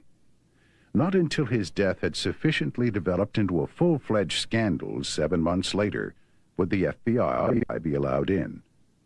The results of the FBI's investigation, along with the findings of the Park Police and coroner, were incorporated into a report issued by Special Counsel Robert Fisk. The report, released June 30th, 1994, confirmed suicide as the cause of death. However, a careful examination of key pieces of evidence taken directly from the report itself indicate a number of alarming contradictions inconsistent with the report's own conclusion that Foster took his life. The official coroner's report depicts a large gaping 1-inch exit wound located 3 inches below the crown of Foster's head. According to Fisk, the area surrounding the body at the park was meticulously searched to a depth of 18 inches, but no brain tissue or skull fragments were found. An FBI analysis found none of Foster's fingerprints on the gun, despite the fact the gun was found in Foster's hand. However, the FBI did make one extraordinary discovery. One latent fingerprint was visible on the underside of the right pistol grip, approximately 2 inches from the base of the grip. This print did not belong to Foster. No attempt was made to determine the identity of the person whose print was found on the gun's hand grip. Gunpowder was found on Foster's clothing, which did not match the gun found in his hand. Fisk speculated that gunpowder of a different type was accidentally blown onto Foster's clothing by an exhaust fan in the Park Police laboratory. However, once again, Fisk was not able to support this theory with any evidence. One of the most crucial pieces of crime scene evidence, the fatal bullet, has yet to be found. A thorough FBI search of the area, which even uncovered artifacts dating back to the Civil War, yielded over 70 pieces of metal, including 12 modern-day bullets. Yet none of them matched the gun found in Foster's hand. Against standard police procedure, not one resident living nearby was ever contacted during the investigation to find out if a gunshot was heard. Even though Fisk insists that Foster killed himself, leading forensic experts from around the country now agree it is highly unlikely he pulled the trigger himself. Within minutes of the verification of Foster's identity, the Park Police issued orders to seal Foster's office at the White House. David Watkins, Clinton's administrative assistant, assured the police he would take care of it. He lied. Immediately, high-ranking members of Bill and Hillary's staff began ransacking Foster's office, removing important and possibly incriminating documents. The people entering the office included Bernard Nussbaum, counsel to the president, Patsy Thomason, White House administration director, and former assistant to cocaine distributor Dan Lassiter, and Margaret Williams, Hillary Clinton's chief of staff. Patsy Thomason was the top aide for Dan Lassiter when he was running his company and doing all the dope. You can only say that she was there taking care of Dan Lassiter's interest in the White House. As mentioned earlier, the Arkansas Development Finance Authority had been laundering its drug money through the Bank of Credit and Commerce International. BCCI collapsed in the early 1990s. Millions of depositors and taxpayers lost billions of dollars, making it the worst banking scandal in history. Heading up BCCI was former Defense Secretary Clark Clifford. The overwhelming criminal charges against Clifford were eventually dismissed by President Clinton. The attorney for Clifford and BCCI was none other than Robert Fisk.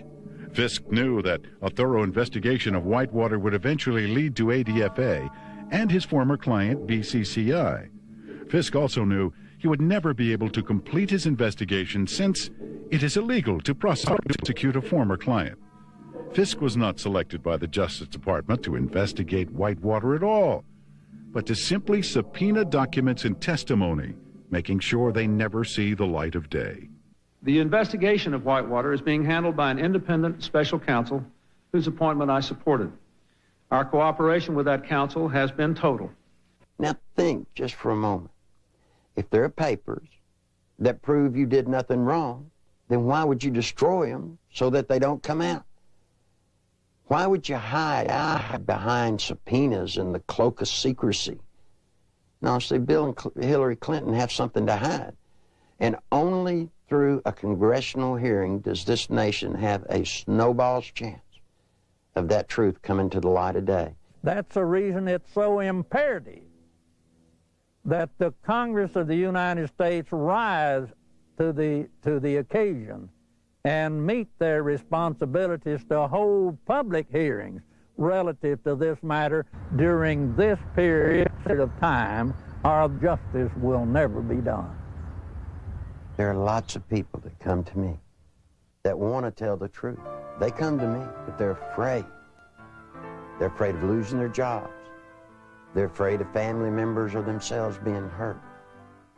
Don't be afraid anymore. Bill Clinton doesn't own the world. He doesn't scare me. He shouldn't scare you. I wish all of y'all would do what I've done. Stand up. Stand up for the country. I want my daughter to know that if you stand up and tell the truth, you're okay. Right now, all she sees, if you stand up and tell the truth, you'll be destroyed. If you're a pathological liar, lie through your teeth, every breath, hurt people needlessly, you'll get to be president. You don't want that. I don't want it. If I had anything to say to Bill Clinton, you know what it'd be? It's bound to be, it might be a great burden to walk around lying from one thing to another, to never tell the truth. Bill, tell the truth. Come clean. All of you may not get to be president, but the truth will set you free. It'll set all of us free, and it'll save the nation. I've still not been accused of anything wrong, because I haven't done anything wrong. And I'm not going to do anything wrong.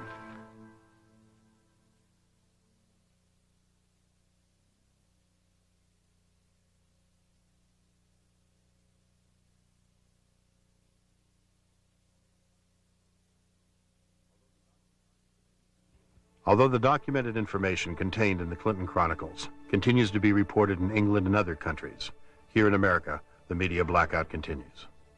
On July 14th, 1994, copies of the Clinton Chronicles video were hand-delivered to every member of the United States Senate and House of Representatives.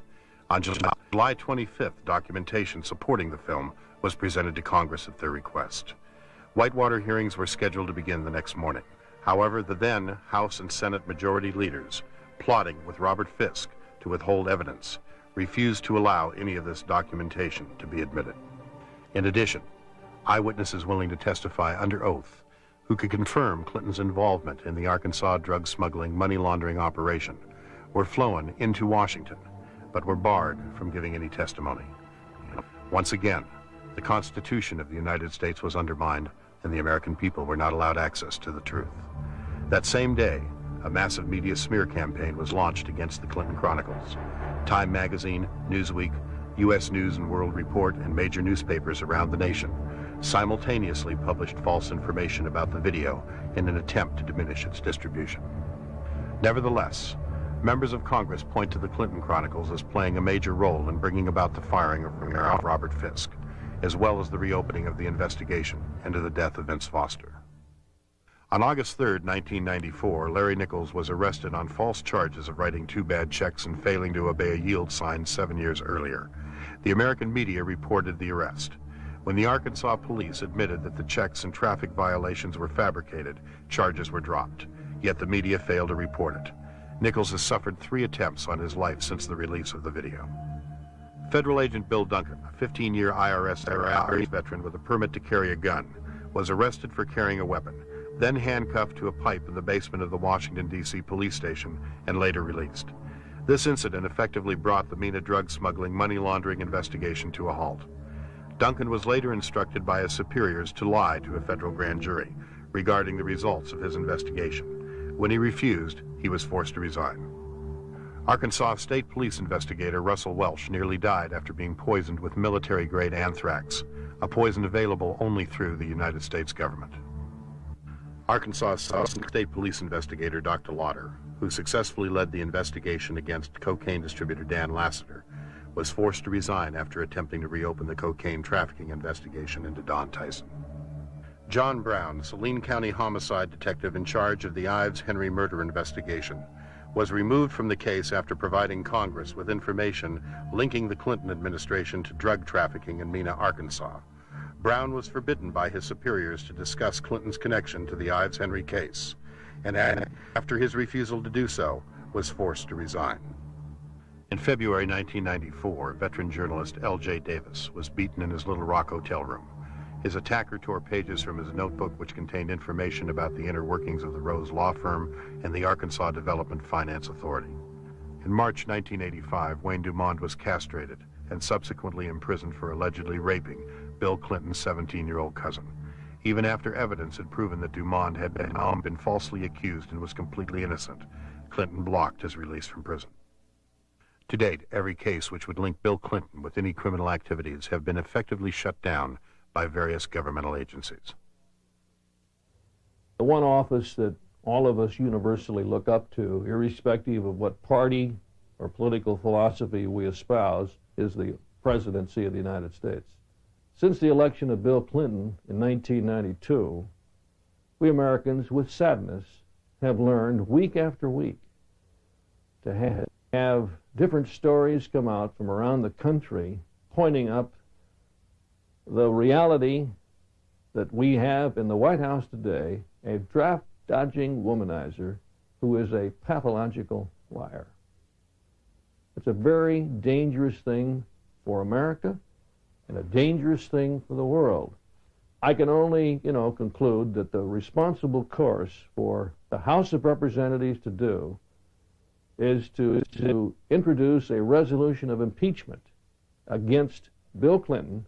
It is with sadness that I make this statement, because this action will introduce something that we Americans don't want to see in our political process. But we can't continue down the course of what we see unfolding before our eyes almost every week or almost every day. And the best thing for all of us is to get it out in the open and go forward and let the chips fall where they may. Under our Constitution, the House introduces a resolution of impeachment, and the U.S. Senate is a place where a trial takes place. And I think for the good of the country, for the good of the peace and tranquility of the Western world, this is the course that Congress should take. Sexual predator Bill Clinton crowned his sexual philandering with Monica Lewinsky, degrading the office of the presidency by committing lewd acts with a cigar and marking his territory, so to speak, with Monica Lewinsky's blue cocktail dress. Clinton famously threw Lewinsky away like a piece of garbage when she was no longer useful, denying he had ever had a sexual relationship with her. I want you to listen to me. I'm going to say this again. I did not have sexual relations with that woman, Miss Lewinsky. I never told anybody to lie, not a single time, never. These allegations are false, and I need to go back to work for the American people. Thank you. Hillary Clinton joined in the lie and did what she does best, taking charge of a smear campaign against Lewinsky. Kathleen Willey, whom Bill Clinton also sexually attacked, confirmed that Hillary Clinton led the smear campaign, not only against her and Monica Lewinsky, but Jennifer Flowers and Paula Jones as well, just to mention a few of her husband's many victims. A former White House volunteer who says then-President Bill Clinton sexually harassed her is warning against the prospect of a Hillary Clinton presidency. Kathleen Willey told WABC Radio that Mrs. Clinton is the war on women. The point is what this woman is capable of doing to other women while she's running a campaign basically on women's issues. It just doesn't make any sense. She single-handedly orchestrated every one of investigations of all these women. But Hillary Clinton's job as a tack dog against her husband's accusers may have come to an end. It is hard to smear a 13-year-old girl and a host of other teenagers that were part of a harem of underage sex slaves. Jeffrey Epstein was indicted and imprisoned for keeping dozens of underage girls on his Caribbean island estate to satisfy his sick sexual appetite. And Bill Clinton was no stranger to Epstein, frequently flying to his private island on one of Epstein's many private jets. Plastered on the walls of Epstein's island mansion, according to a lawsuit and information provided by teenage sex slave Virginia Roberts, were lewd photos of underage girls. According to Virginia Roberts, Bill Clinton, sitting at the table with two other underage sex slaves, didn't seem to mind the arrangement of Epstein's sexual proclivities or the child porn plastered on the walls or the frequent orgies at Epstein's estate. Virginia Roberts was one of at least 20 underage girls, one as young as 13, that were part of Epstein's pedophile ring that serviced politicians and British royalty. Most of the girls have been paid off with Epstein's billions to keep their mouths shut, some say specifically to keep quiet about Bill Clinton's exploits at the Caribbean island pedophile paradise. But this just scratches the surface. The lawsuit claims that Bill Clinton had close contact with one of Jeffrey Epstein's employees who kept thousands of photos of underage children, posed in lewd sexual positions. The photos were sort of a catalog of Epstein's sex slaves made available for the rich and powerful to pick and choose from. If Bill Clinton's pedophilia is exposed as being true, prepare for another Hillary Clinton smear campaign against Slick Willie's victims and a cry of a vast right-wing conspiracy. Or perhaps if the Democrats get their way and vote Hillary Clinton in as president in 2016, Hillary Clinton will sweep away her husband's pedophilia with a presidential pardon. The butcher of Benghazi will then become the protector of pedophiles, unless the American people put a stop to the abomination of Bill and Hillary Clinton. Under the watch of former Secretary of State Hillary Clinton, diplomatic security agents in Lebanon sexually attacked guards, State Department contractors in Baghdad bought drugs from an underground drug ring, and Clinton's own security agents while abroad routinely solicited prostitutes, taking the call girls back to the same hotel their boss, Hillary Clinton, was staying in. One wonders whether Clinton and her so-called advisor, Huma Abedin, who never leaves her side, joined in the little parties. But this is only the beginning of the sexual escapades in Hillary Clinton's State Department. Ambassador to Belgium Howard Gutmann routinely ditched his security detail in Brussels and solicited prostitutes, including minors.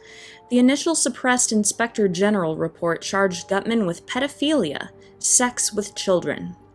When agents discovered that Howard Gutmann was having sex with children, it was allowed to continue for months. Why? In a name, Barack Hussein Obama. Gutmann was a high roller and contributed $500,000 to Barack Obama's re-election campaign. Was Gutmann thrown in jail, ID'd as a sexual predator? Were criminal charges lodged against the State Department contractors in Iraq for drug use?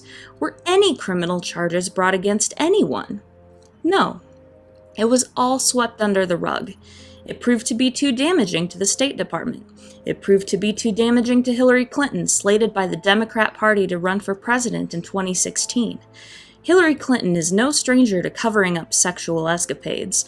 Her husband's indiscretions in the Oval Office involving a blue dress and cigars with Monica Lewinsky were pushed down the rabbit hole by Hillary Clinton's damage control team, sidetracking the country into thinking a, quote, vast right-wing conspiracy, unquote, was to blame for the behavior of her psychopathic sexual predator husband, Bill Clinton. The great story here, for anybody willing to find it and write about it and explain it, is this vast right-wing conspiracy that has been conspiring against my husband since the day he announced for president. But for Hillary Clinton to cover up sexual attacks, prostitution, drugs, for her to cover up sex with children, she has sunk to a new low.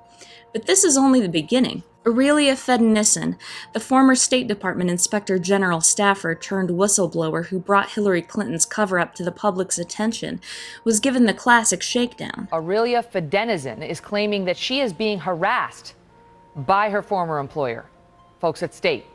She says federal law enforcement agents have come to her house, harassed her children, and are trying to bully her into silence. But this story is only getting started. Remember Watergate? It all started when a group of Nixon's thugs broke into the Watergate office complex in order to bug the Democrat headquarters, in order to photograph confidential documents. Guess what happened to the law firm Schulman and Matthias, the attorneys representing Aurelia Fedenissen? Their office was broken into multiple times in a single day. There was a computer here. The computer is gone. That's one of 3 computers that were taken from the premises. The video shows the pair of prowlers calmly leaving the building, seemingly with no worries about being spotted. Somebody jokingly said it's Schulman-Matthias gate because maybe the door was rigged to stay open so they can get in after hours. Schulman represents 2 people who filed whistleblower complaints against the State Department, charging higher level senior officials in the Department of State have interfered with criminal investigations at a lower level. Welcome to the beginnings of a new Nixonian administration headed by Hillary Rodham Clinton, set to begin in January of 2017.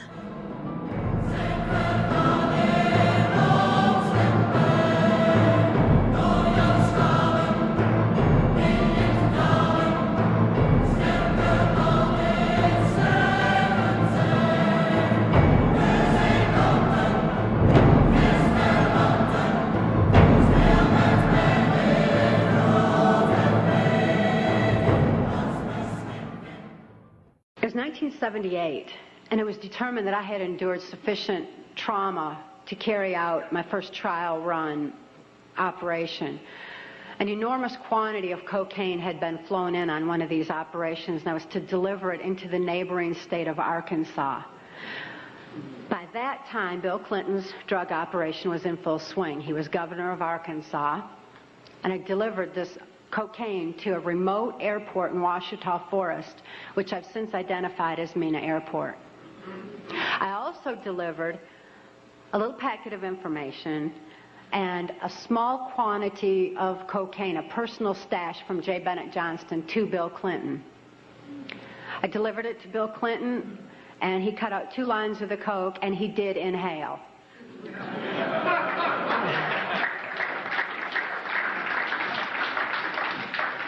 That certainly wasn't the only time I saw Bill Clinton using cocaine. My sexual experience with Bill Clinton was extremely limited, in spite of the fact that I was a sex slave. It was my experience that Bill Clinton is bisexual, leaning far more towards a homosexual end. All I've ever seen him involved in was a homosexual activity, with very limited experience with him myself.